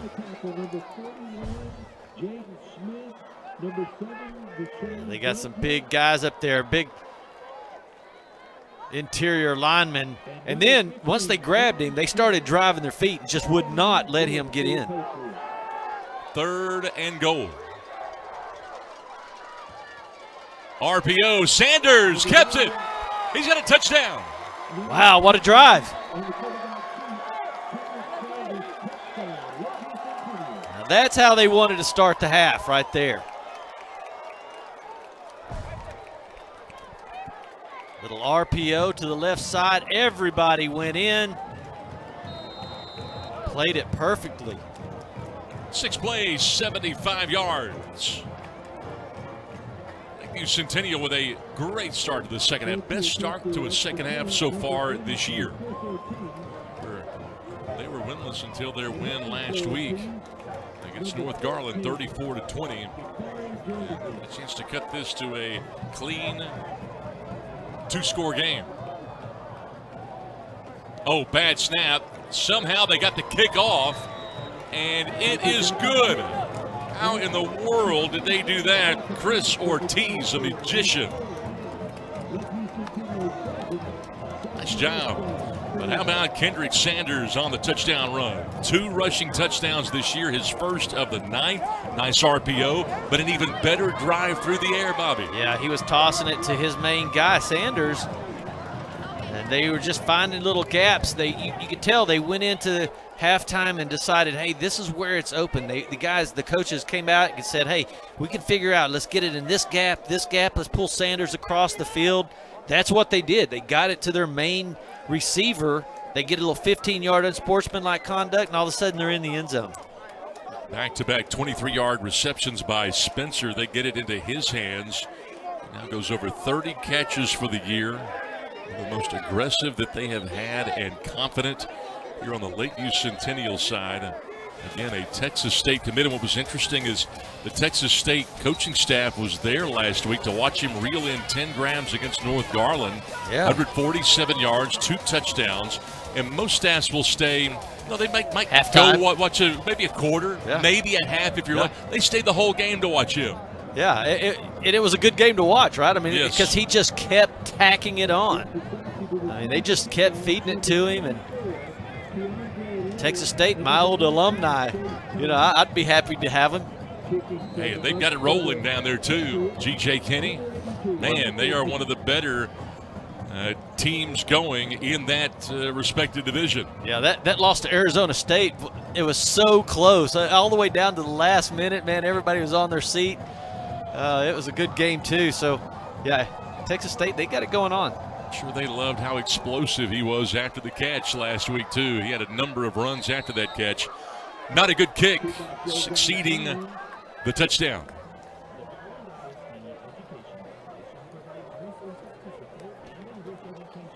You take it 30 yards from the kick. Where it goes out of bounds, plus 5 yards. We'll see what they decide to do. Probably 30 from the kick.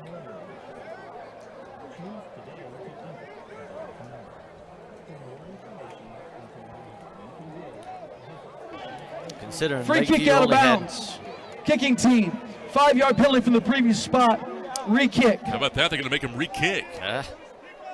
Considering Lakeview only had 93 yards at halftime, boy, to put together that drive, that was pretty impressive. And coming out of nowhere, and they do it using tempo, helping them out tremendously. I think so. That tempo really did work. And throwing into the open spots away from the defenders, they just were able to pick up nice 10, 15-yard punches there. Hey, that's the old June Jones, Hal Mummy air raid where they spread you out side to side. How nice was that? Yeah, Hail Mary. That's nice. Really fun to watch. Chris Ortiz, there's Anthony St. Hilaire. As disappointed as they were going into the locker room, I'm sure, giving up that last touchdown right before half, probably equally as jovial on the sideline this time. Well, I think so. I think everything they talked about in there at halftime in the locker room really came into fruition. 2-score game now.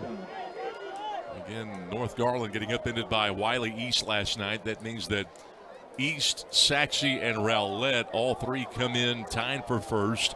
Saxi wins this game. They will be in first place by a half game. 10:27 to go. Early third quarter. Lakeview Centennial has scored in their opening possession of the second half. It goes 6 plays, 75 yards. Again, highlighted by the Goodman 11-yard grab. Back-to-back 23-yard connections to Julius Spencer. They finally find him. Play clock down to 2. Curtis will get it off and a little pooch. This is returnable here. Here comes Zion Bonner. Tracked down from behind. Wow. For a basketball game, you'd be yelling, wolf, wolf, wolf. Yeah, Javon Willie again. We've seen him all over the field, and this time he sees him and tracks him down all the way across the field. Makes a heck of a play. Got a flag down to the middle of the field. Andrew Fulton, our lead official. He's been busy tonight. We've had at least one flag each of the last 5 drives out of the Dallas chapter. Mize Wilson, the umpire. The head linesman, Delvin Young, Philip Gwynn, Will Hollis, line judge and field judge, Mike Anderson. After the play, personal foul, unnecessary roughness, number 20 of the kicking team. Personal foul, unnecessary roughness, number 13 of the receiving team. Those penalties canceled. First down at the dead ball spot. Second time we've had offsetting personal fouls tonight. Both Saxi and Lakeview. The penalties offset. First down and 10 for the Mustangs. So Saxi will begin at their own 39. They, without question, have won the field position battle tonight, leading 3 drives on the Saxi side, or rather the Lakeview side of midfield. Williams will give it to Haygood. Haygood and Little have been alternating drives, and that time they bottle him up. He just had a number of explosive plays tonight on the ground, but not this time. Jason Freeman, the stop. 2-yard gain, second down and 8. Yeah, the 6'1", 170-pound linebacker. He's a junior. But watch him. He just stays outside there, tracks his guy down, and doesn't let him get outside, and wraps him up, pulls him down, gets him a solo. Freeman had 47 stops coming in. He's had 4 tonight, had 15 the first week of the season, and they knew he was going to be special. Just a junior. Second and 8. RPO, Haygood. They don't let him bounce, but it doesn't matter. Another explosive play. Look at him pushing defenders. Got another 6 yards after contact. 21 total. He's really powerful. And watch how patient he is. He's sitting there. He's analyzing where he's going to go. Makes a great move to the inside. I mean, he should have been stopped at the line of scrimmage, but, man, what a cat-like move. One direction to the other, going full speed. And then the power. I mean, he just gets guys on his back and just takes them for a ride. Again, Saxi, they're not slinging it around this year like they have been in years past. Like, Alex Orgy and those guys used to do. Orgy getting his first start for Michigan last week. They're doing it on the ground this time from behind. There's the aforementioned Ball's Freeman. out. Ball is out. They've scooped it. And they have the recovery. We'll see what they rule. I'd be calling him down. I think they are calling him down. Thibodeau grabbed that football. Let's see what happened here. Is that Thibodeau makes the tackle, strips it. Oh, that ball is out. Should absolutely be out. Oh, Look yeah. at the replay and the defensive line going crazy. Oh, yeah. And Andrew Fulton refuses to turn his head to look at that replay. Our lead official saying, hey, we got to go with the call on the field. No replay here. Give it back to Haygood, and again from behind. Whoa, they are firing off the football. Centarius Landon, who had a terrific game last week, comes up with a big play here. He comes in from that left side. You see him as a linebacker blitz right up the middle. And what a call by the defensive coordinator on that one. Well, he has made some big plays on special teams, got in the box last week, made some plays, and he has really improved. 3rd down and 13 for Saxi. Single coverage to the edge and broken up. They try to go to Lockett, but this time it's Jackson that makes the play. Boy, Montre Jackson. It helps to be 6'1" out there. I thought they had him, but he makes up the speed, gets his hands up there, and just is able to knock it out at the last second. What a recovery by Jackson, a big play guy, his 7th breakup of the year. He's got 10 tackles as just a sophomore. And again, he's had 30 different offers, Jackson, from OU, Oregon, Texas Tech. He's got elite speed and size, and it was a great play defensively on the 5-star guy, Kalik Lockett. Punt time here for Saxi. We'll let this go. Try to get away from it, or do they? That ball's live. What in the world were they thinking? And more fortunate to cover that ball up. Yeah, when you talk about Montre Jackson and all the offers that he's had, you know, when you're 6'1" and you have the arm reach like he does, his arms are long and he's got some length to him. And that's what makes him able to get back and be able to cover Lockett like that. Even if Lockett gets behind him a little bit, he's able to get back with that 6'1" length in his arms and get back and knock that ball out right at the last second. And that's why these guys are so highly recruited.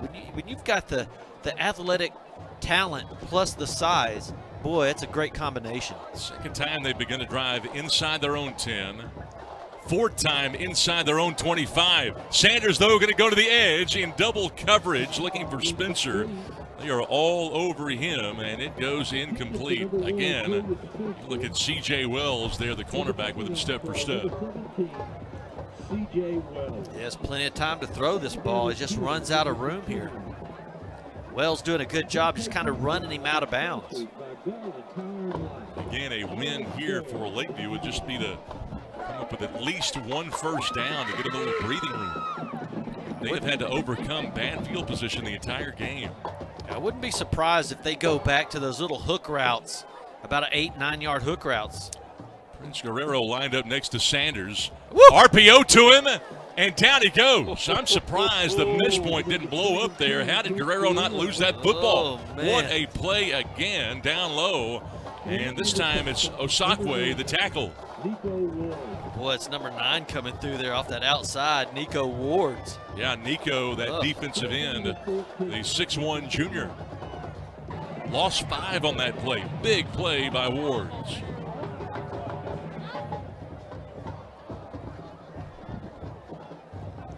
Sanders on 3rd and 15 from his own end zone. Buying time, extending the play, going deep here to Ziegler. They'll have to punt from their own end zone. What an arm he's got. He tossed that ball 50 yards on a rollout. Aiden Sharp had to stay with him. Sharp, the senior safety. We've seen some athletes out here tonight extending plays. Henrik Sanders showing the ability to use his legs to buy time. Sanders didn't have anybody. I mean, No. his read was over the middle, and then when it wasn't there, he rolled to the left. Well, all his receivers went to the right, so there was no one to throw to on the left. That's why he had to throw it way back into the middle of the field. Again, more great field position forthcoming here for Saxi. Keandre Little back deep. We see this punt from Ortiz. Delay of game. Number 82 offense. Half distance to goal. 4th down. Mistake after mistake here. Little already setting up on the plus 30-yard line. He'll move up 5 yards. Yeah, that's a tough one right there. I mean, you know you're going to punt the ball. It's interesting that they weren't able to get their punt team in on time. They've had bad snaps. That one might have been partially blocked. Little's going to let it go. That might have been somewhat of a break for them. This will be the best starting field position for Saxi tonight. There's a flag down. No. Saxi will take over. First down and 10. I tell you, that was impressive that he was able to catch that ball, kick it as fast as he did, and get it out of there. And he jumped and probably didn't need to, but he's had 2 bad snaps already. Sort of anticipating a bad snap. No flag, by the way, on that last play. They picked it up. It's actually beginning from the 29 of Lakeview Centennial, trying to extend it to a 3-score game again. Oh, nose guard jumps, and Allen just threw down Schmidt. Hey, if you're going to jump. Offside with contact. Number 24. Defense. 5-yard penalty. First down. And that's Jalen Allen, the leader of that defensive line. Hey, if you're going to jump and get the penalty, you might as well make it worth it right here. Just go ahead and just knock him backwards. I mean, don't just touch him. Go ahead and just knock him back, right? Hey, was that Schmidt with a little flop? They see that on Twitter a couple of weeks ago. Saw that guy get hit, and then he threw himself back. Yeah, I think that could have had a little bit of it. 1st and 5 after the offside penalty. Little. This time picking up close to 5. It was Joyner, the Mike linebacker, that kind of caught him. Yeah, I like how they just give their running backs a little patience and time. It's delay it, just kind of find where you're going to go, and just let your linemen do some work, create a little lane for you, and let your running back pick the hole he wants to run through. Right? It's a design that Saxi's offense has perfected. Little and Haygood alternating possessions again. On 1st down, Williams avoiding pressure into the 3rd level. 1st down, looking for the end zone.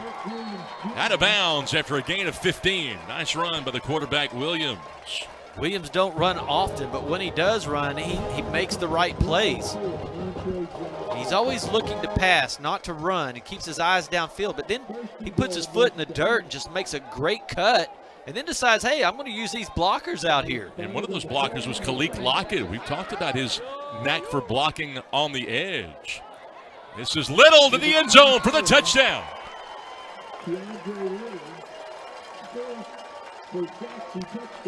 Naaman Houston gets in the backfield, disrupts it a little bit right there.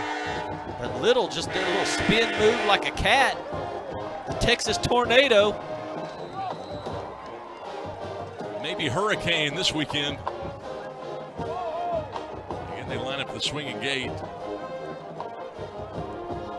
Saw Quinn come up with a couple of catches earlier. Lockett with a touchdown grab, and now on the ground, first rushing touchdown of the night. And the point after is perfect. Josh Weston makes it 28-7 midway through this 3rd quarter. Saxi answering here on GRS TV.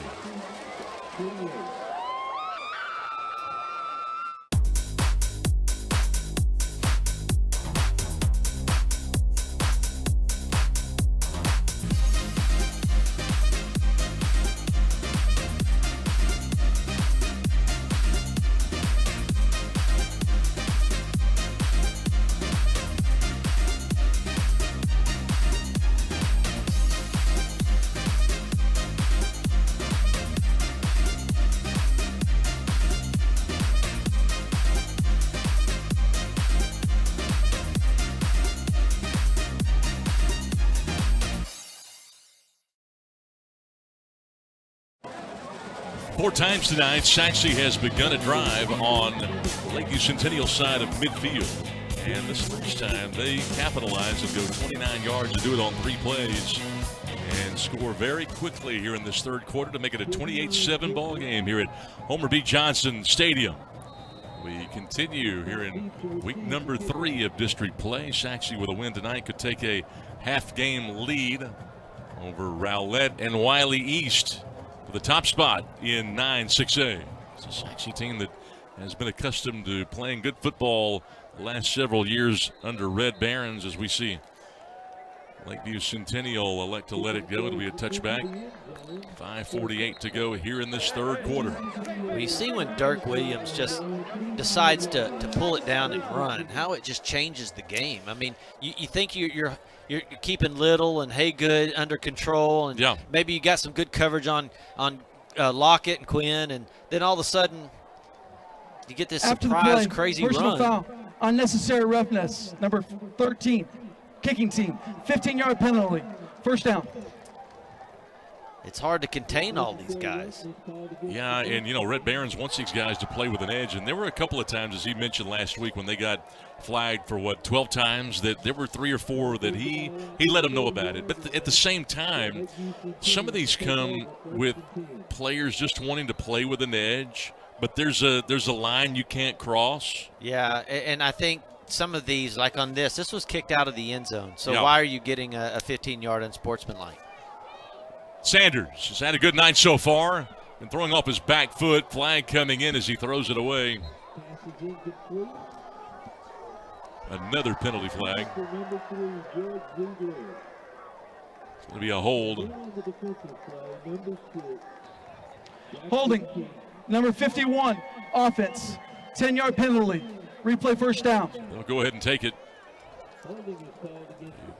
Penalty riddled ball game so far in this one, but you know, to go along with that offense, you've got to have a great defense, and that's something that you and I had talked about. To go deep into the playoffs, you almost have to build your team around the defensive side. And I was wondering, you know, as good as Saxi has been lately on defense, is this their best team? They'll go with a screen game here to Guerrero, the running back, who does a good job of getting those shoulders turned. He meets Sean DeVault picking up 7 here.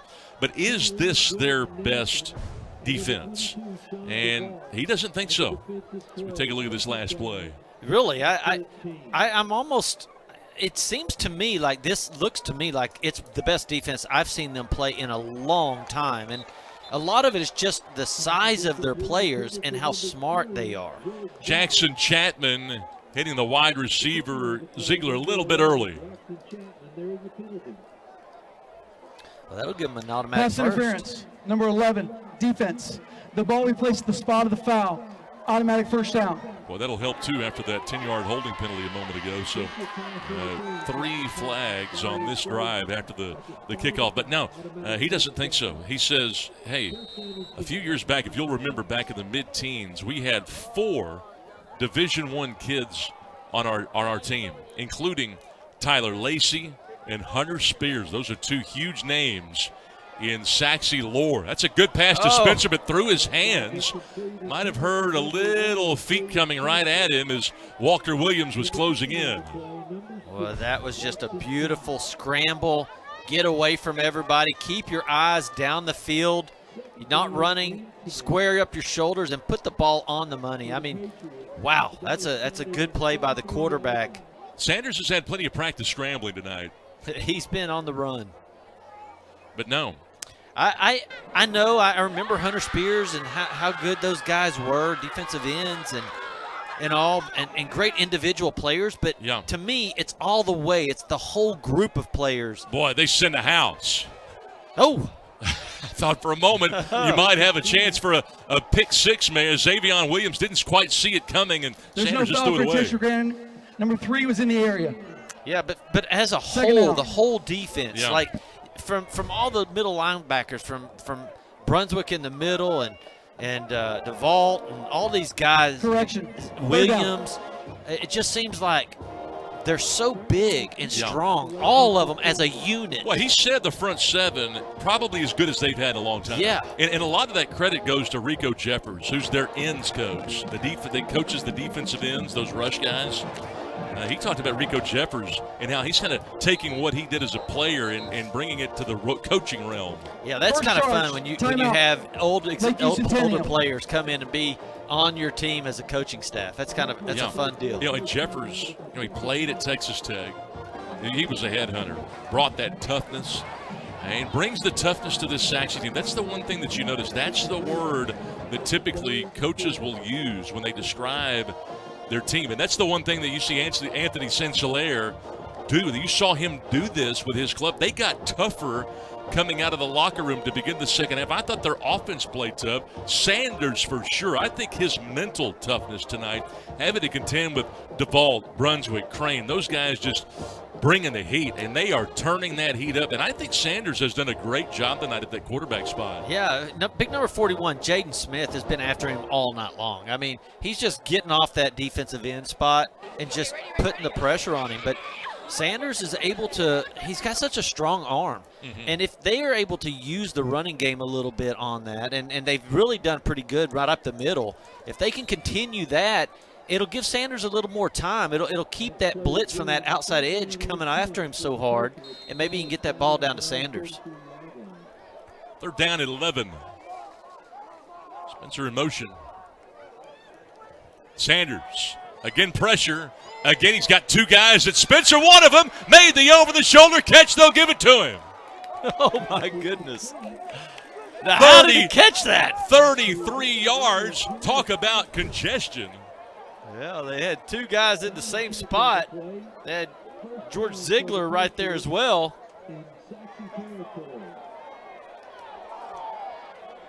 The chains aren't even set. Sanders to the end zone. He's got him, and he's got the touchdown. George Ziegler. Flag down.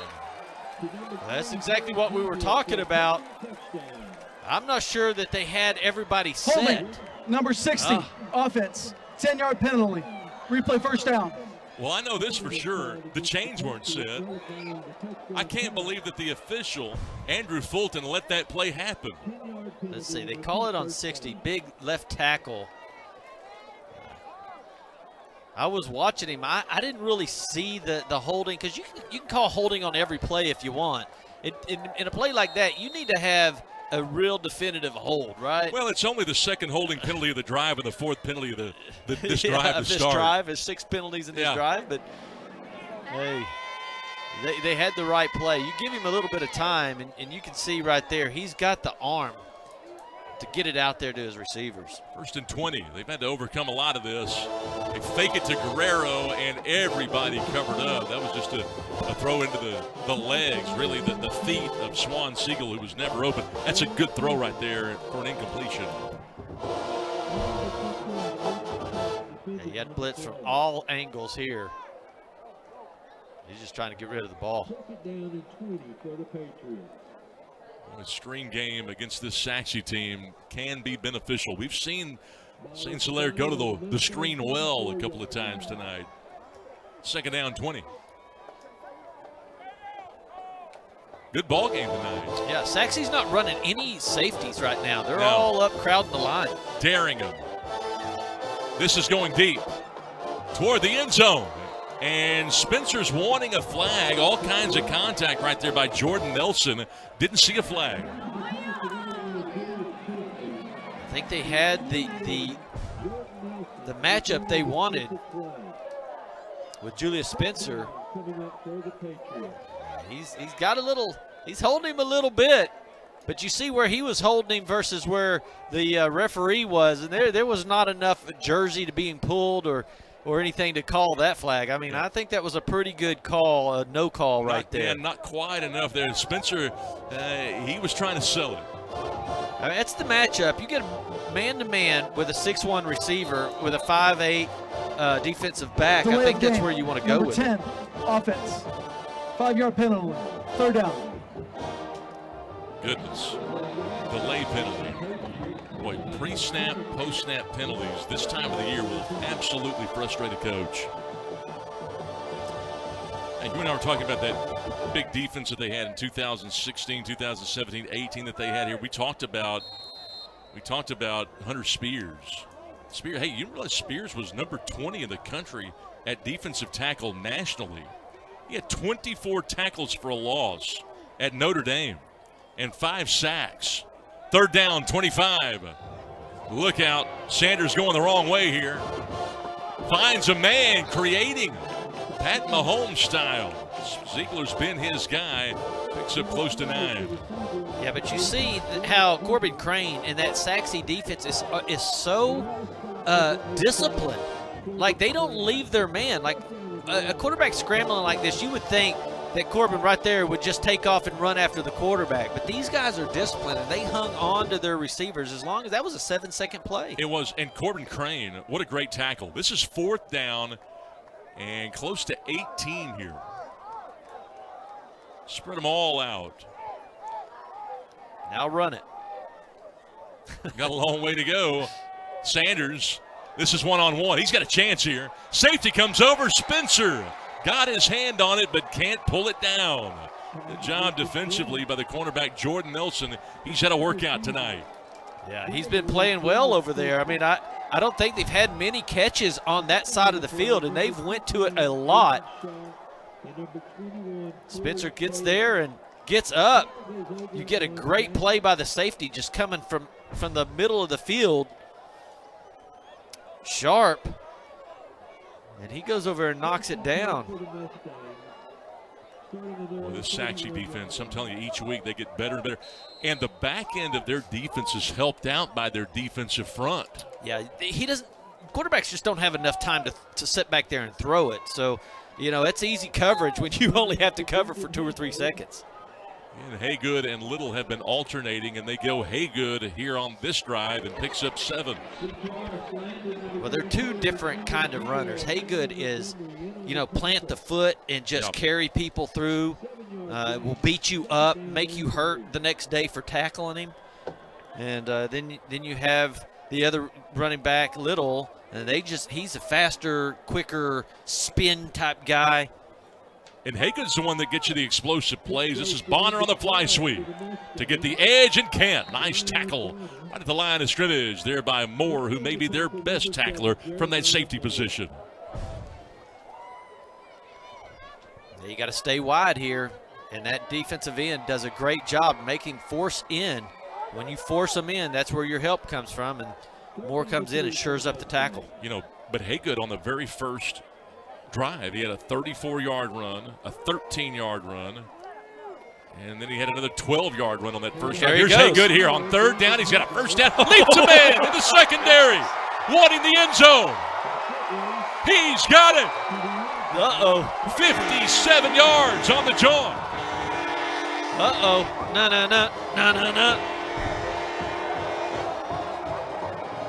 Just as you were speaking about it, here it comes. Right over Moore, their best tackler. And then just outruns everybody. Look, you got somebody chasing you down from the back, and they just couldn't catch him. He had 98 from scrimmage last week. And I said, Coach Behrens, is that a school record? He says it is now.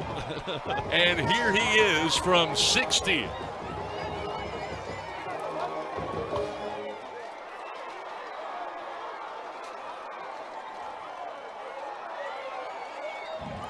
Sideline warning. Saxi. That's their first warning of the game. Brendan Haygood. What a runner. They have a ground game. This is why they average 275 on the ground each week. Yeah, that combination of 2 different runners and that big offensive line, they just wear you down. And then in the 3rd and 4th quarter, here it comes. Distance kick is perfect. Oh, the Mustangs have opened it up here at Homer B. Johnson. 2:19 to play in the 3rd. Fun night in Garland on GRS TV.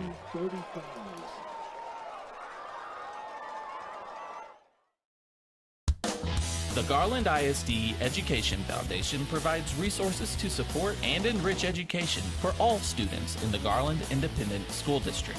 Every dollar donated helps fund innovative teaching and learning initiatives. Choose today to impact a better tomorrow. For more information and to learn how you can give, Visit GISDEdFoundation.org. Another 150-yard night for Brendan Haygood, the 5'9", 185-pound senior running back who last week with 98 from scrimmage, and another explosive play and leaps over the safety Moore. I mean, just, oh, wow, look at that shot. Oh, Moore just looks up and says, what in the world just happened? An incredible run. What an athlete. Balance, explosion. Boy. You can tell how much work he's put in the off seasons, and it's staying in that weight room and just working out, and it's all football. That's all it's about right now for him. And boy, you can tell the weight room workouts, the sprints, the 40-yard sprints, the 10-yard sprints, the daily workout, and he is just showing it now. And he just gets stronger and stronger as the game goes along. See why he visited Boise State last weekend. K-State with interest, Missouri.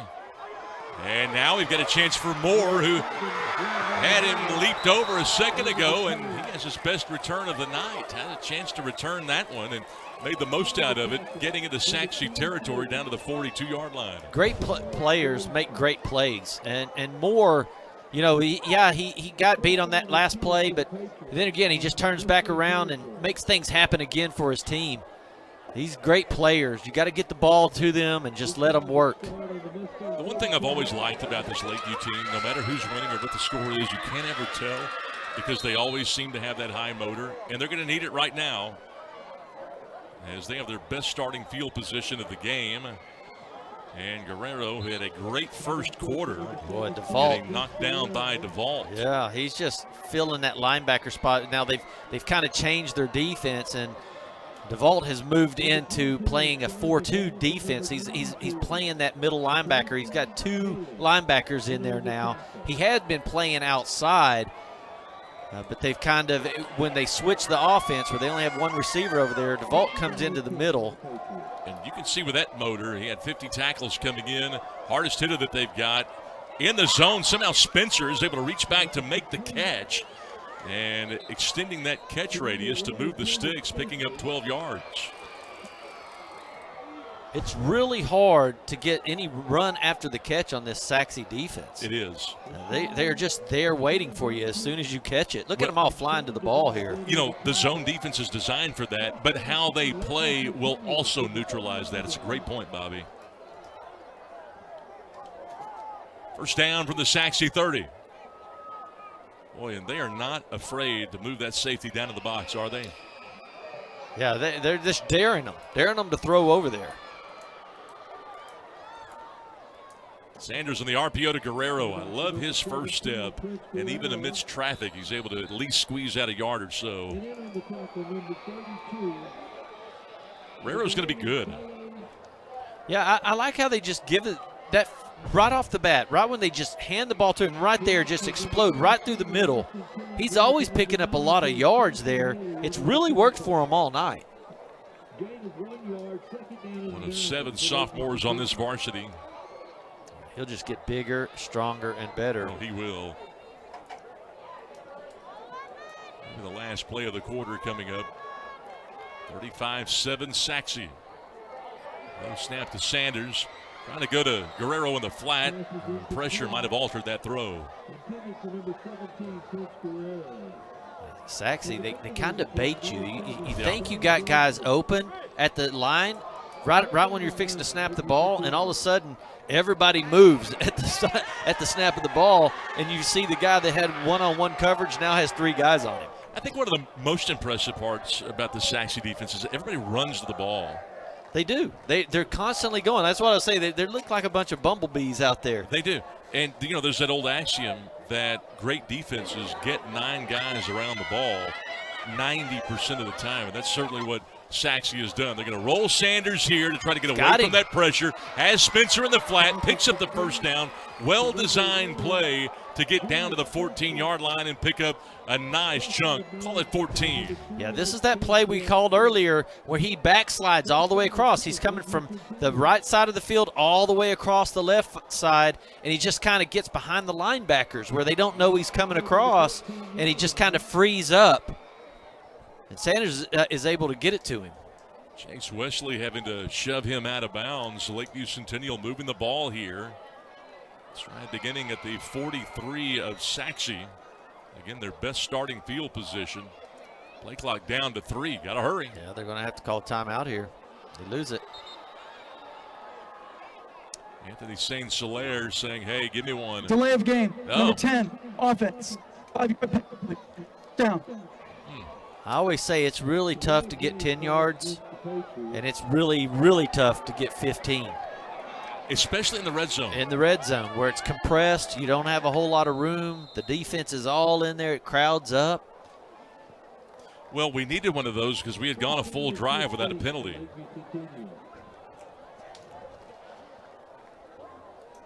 You want to count these penalties up, Bobby? I can't count that high. 1st and 15. This is the Siegel.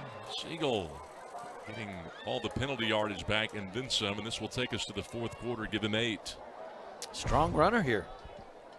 He hasn't caught the ball much tonight, but he's had the opportunity. That's He's the made it third happen. quarter. The cornerback Nelson making another good play there. A lot of cornerbacks can't tackle. Not true here at Saxi. We're through 3 at Homer B. Johnson Stadium. Mustangs 12 minutes away from taking a half-game lead in the district on GRS TV.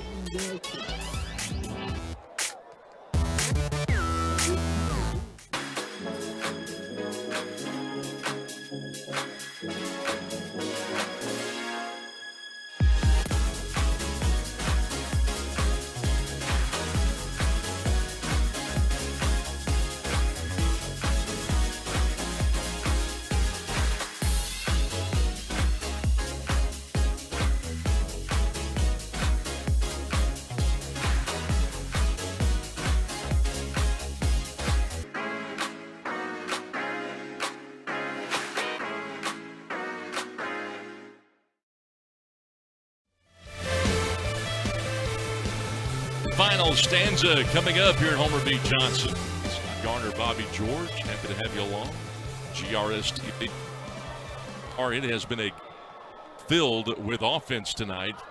It's a game that has seen a number of explosive plays, particularly on the ground for Saxi, who again averages almost 500 yards a game and almost 300 yards on the ground. That right there will pay some bills, Bobby. Yeah, but I tell you, as good as they've played tonight, and I really do think Saxi has played good, you got to give a lot of credit. The game seems closer than it really is. It does. Sanders on 2nd down and 8 will run the RPO. Guerrero with a big hole. He knows what to do with it. Close to first down yardage. Needed 7, gets 6. They're starting to put some things together here. That offense has a great lead block by number 19 coming in there, knocking around some linebackers, creating a nice hole right there to run through. The UTEP commit, Deshaun Brunswick, with his 5th stop of the game. He had 26 tackles coming in. 3rd down and 1. They're trying to give it to Guerrero and another TFL. Oh, it doesn't matter what the score is. They are going to have a good ball get off. They come to play every game. Jaden Smith, the defensive end that time, and Guerrero might have tweaked an ankle. I tell you, Jaden Smith off that outside linebacker edge, I mean, he is just coming through with a lot of power, and he does get up a little gimpy there. The running back, Guerrero. They'll go. Sanders is not going to hand it to Guerrero. Who will he hand it to? Uh-oh. He's going to get handed his head. Oh, no. Got him at around the 20-yard line. DeVault again, who else? Yeah, and Brunswick. Boy, you don't want to get hit by either one of them, but both of them at the same time, that's never good. And a little Jaden Smith, too, yeah. Boy, you started the drive on the plus 43, and you end up snapping it 7 times, and then you start going backwards. Well, you had it at 3rd and 1. Yes. Right there on the 6-yard line. So just big, tough plays right there by all your main guys on Saxi. You're going to give DeVault the credit on that one.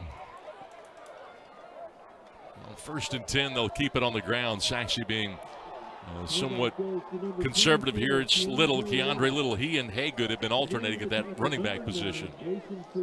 Well, Haygood needs to take a break. It's like he's ran a mile tonight. It has. You see how those big offensive line, they just create a wall. Oh. They'll get in there and just turn their body, and you have to go through them to make the tackle, and it's very difficult. Haven't talked a lot about Aiden Pierce, that left tackle, but man, is he down there working. And they just continue. That's the thing about Little and Haygood. They just keep their feet running on first contact, and they seem to get an extra 3 or 4 yards after the first hit. There's 5 right there when it looked like he should have been stopped for maybe 1. Yeah, and they get behind those big offensive line, and the linemen, they've got good motors. I mean, they are going the whole time. They get those feet moving, and it's hard to stop a 320, 330-pound guy. Remember, they lose their defensive tackle, Aaron Esheku, who's kind of the leader of that defensive front after game 1.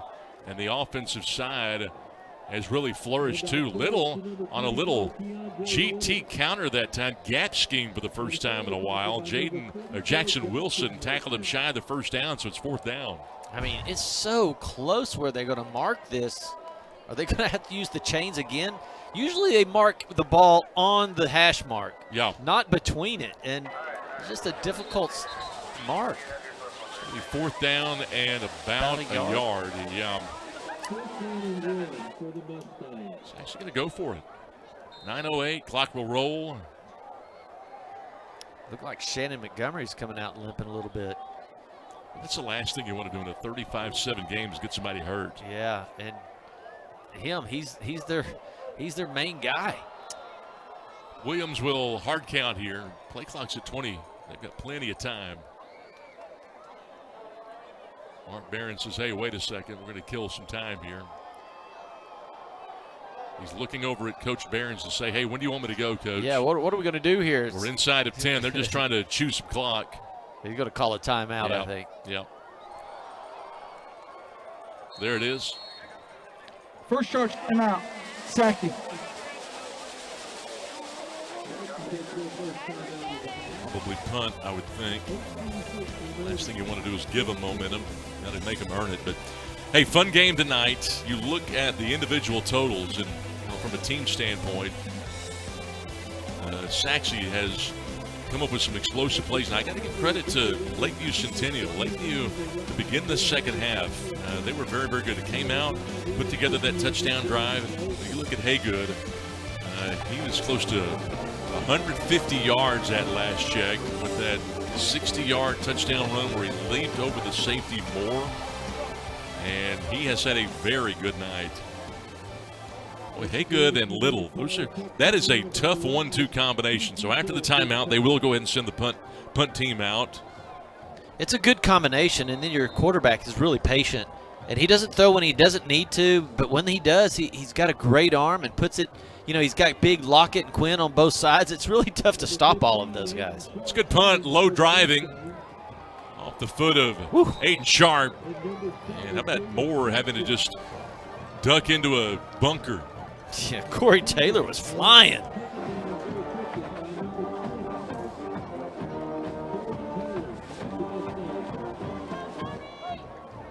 Lakeview Centennial will have it back at their own 34-yard line. Let's see some results if we can. Garland at Wiley tonight, and also Naaman taking on Garland. Garland came in 1-1 in district competition, 2-2 overall this year. Well, Lakeview is starting to put up some numbers now, and they didn't get that touchdown there, and they really needed that one. But they're starting to put something together as well, and it's good even for the next games they play. Sanders on the screen and nothing doing. Boy, they snuffed that thing out. I mean, it is in a hurry too.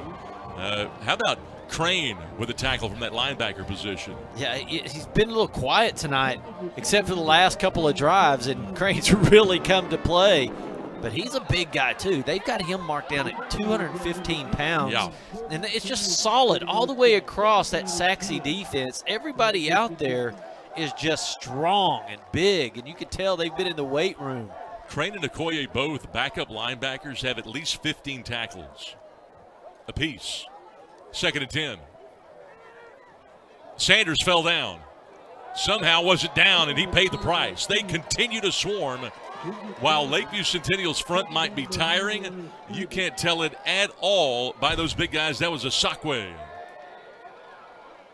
Yeah, you get number 9 coming in there real quick, make him step up in the pocket. And you got to just get rid of that ball really quick when you got those guys.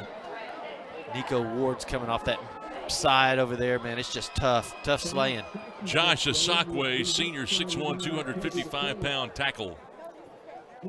But I'm telling you, Nolan Ryan used to talk about his fastball it being a rising. He said it's not a rising fastball. It just doesn't drop as fast as others.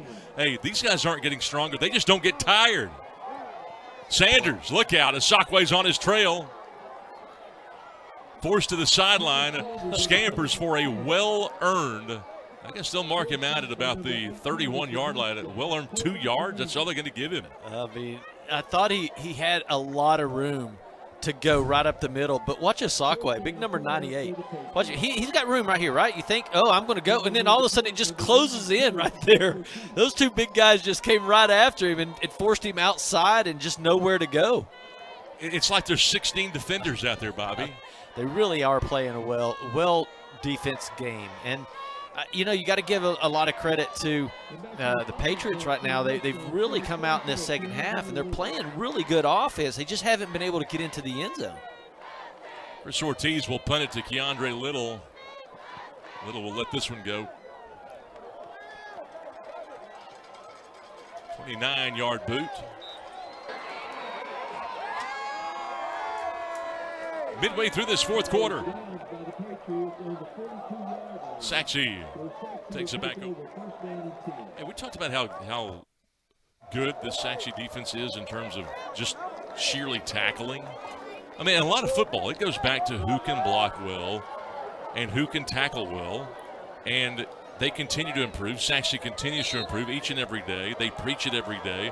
But they have a consistent tackle circuit where they get groups of 4 or 5 out there, and they just rotate them in groups, and they work on the fundamentals of tackling. Here comes a flag.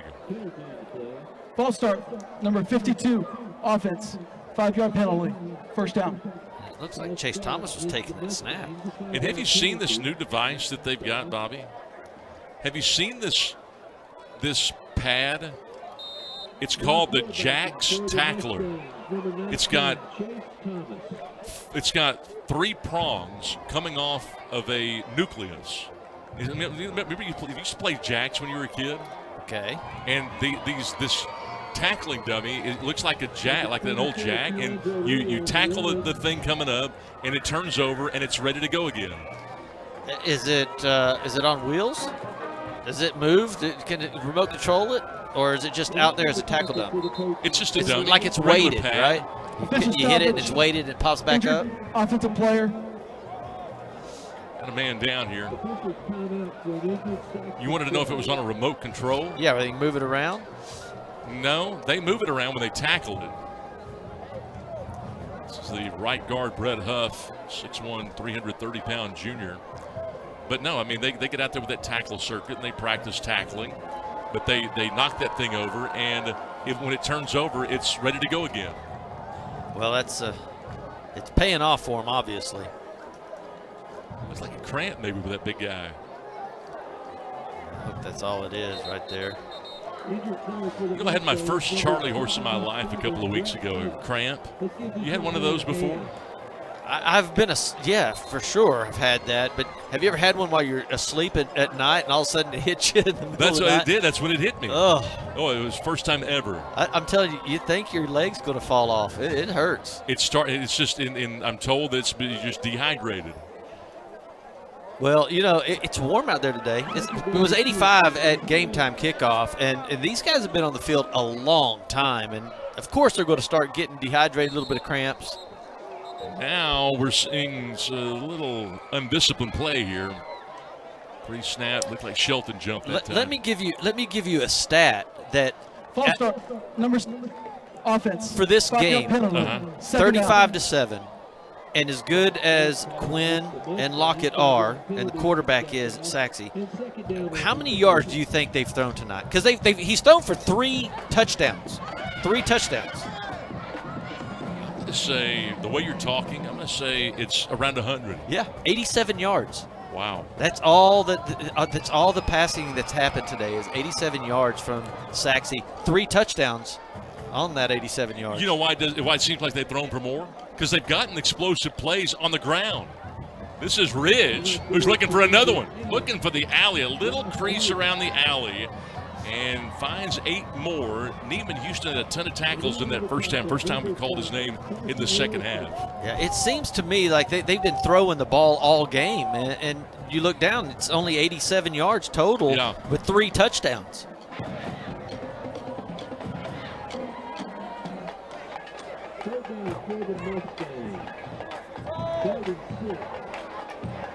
Third down, 6 for Saxi.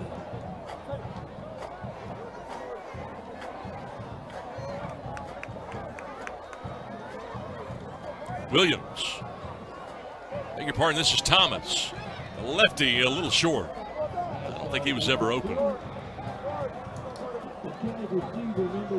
Wilson in coverage. Sophomore cornerback. Carson Wilson had him covered pretty good. They just tossed it out there. They know they got man-to-man coverage, but that coverage was really well played there. Yeah, and that's Santana Quinn, who's got a couple of touchdown balls tonight. What I like, too, about this Lakeview Centennial secondary, you look at the breakups. They're physical.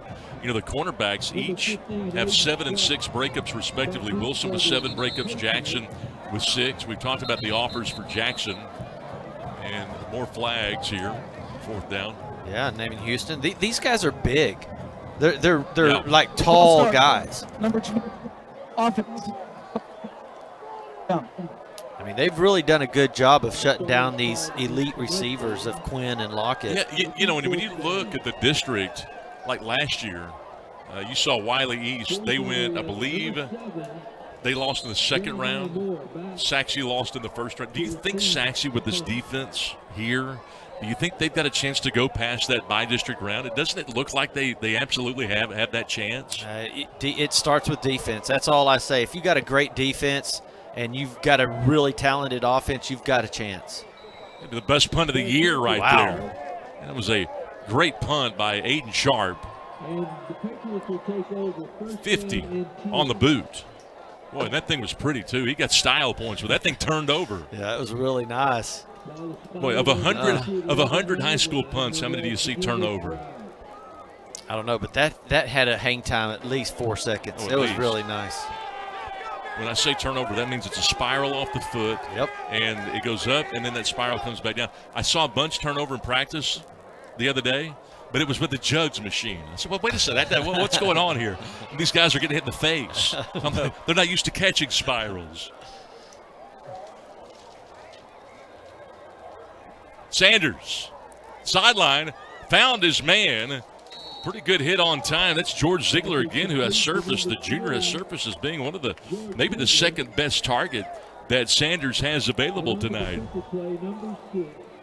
He'll move the sticks. Yeah, he just goes out there, rolls out a little bit, finds his space, puts it between 3 defenders. Even 13 on that one. And again, another penalty flag. Man, they're trying to break their mark from last week.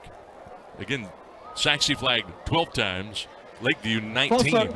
Number 84, offense. 5-yard penalty.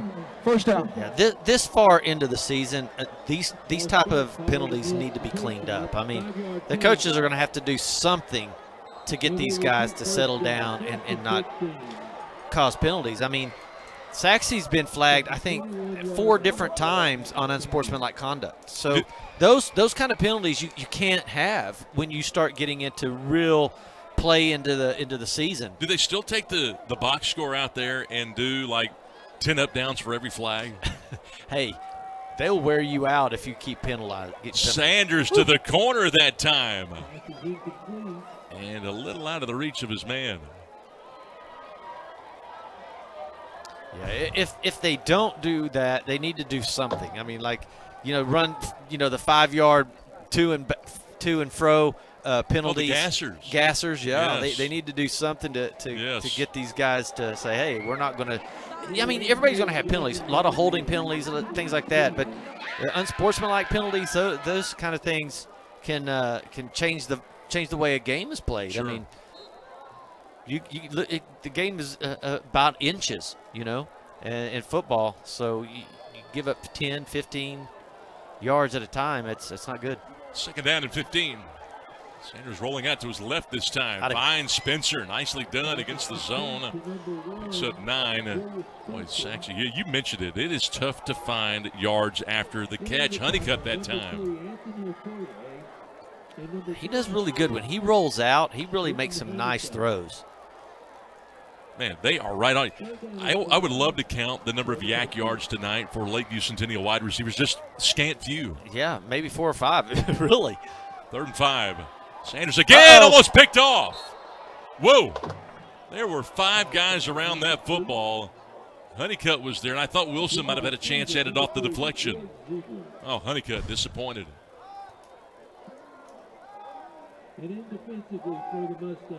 Well, Sanders wouldn't have thrown that ball as hard as he threw it. If he would have floated that ball in any way, that would have been picked off. I mean, he threw a rifle shot right there, and that's why it went through his hands. Ortiz again, back to kick it. Little to receive it. This was a 21-0 score at halftime. Should have been 14-0. Second straight good kick. Little with the fair catch. Little calls for a fair catch, and Sachse will take over 1st down and 10 from their own 40-yard line. 35-7 in favor of Saxi. And the Saxi Mustangs coming out tonight, and they score on their 2nd drive. It was the 12-yard touchdown pass to Quinn. Lakeview got an interception to begin that 2nd quarter, but Saxi made it 14-0 on a 20-yard touchdown pass from Williams to Quinn. Back-to-back touchdown receptions there. And then extended the lead to 21-0 with under a minute to go until halftime. And I thought that touchdown going into the half, I really thought that hurt him.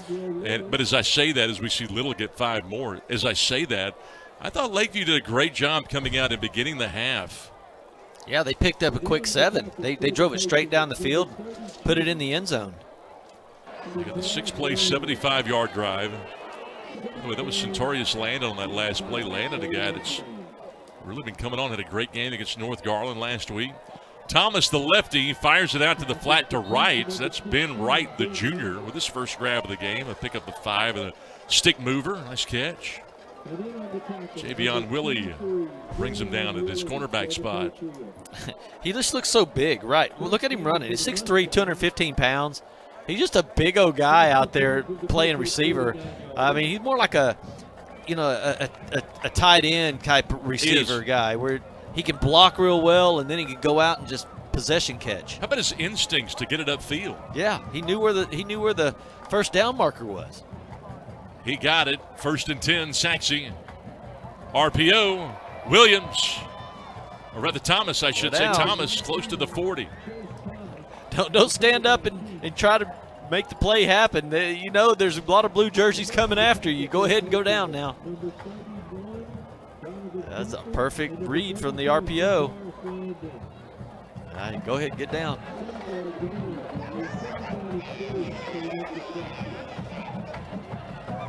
Second down and 3.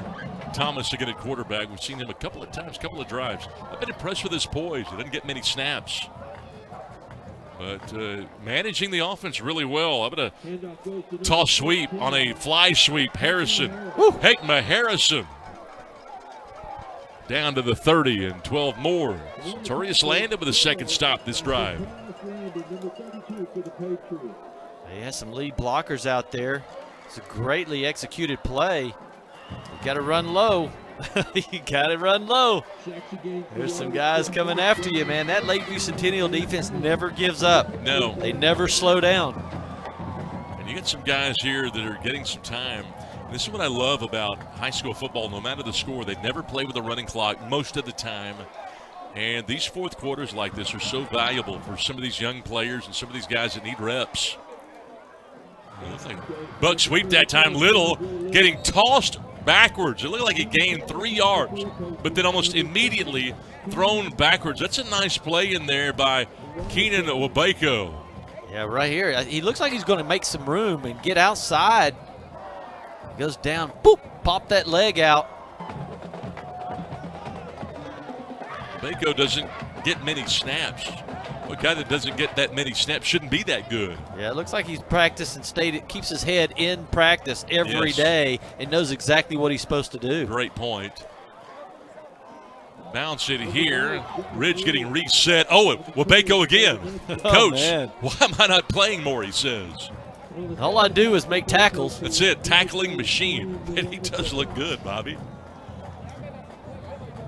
He chased him from all the way from the opposite side of the field. Here he comes. Don't run inside. Here I am.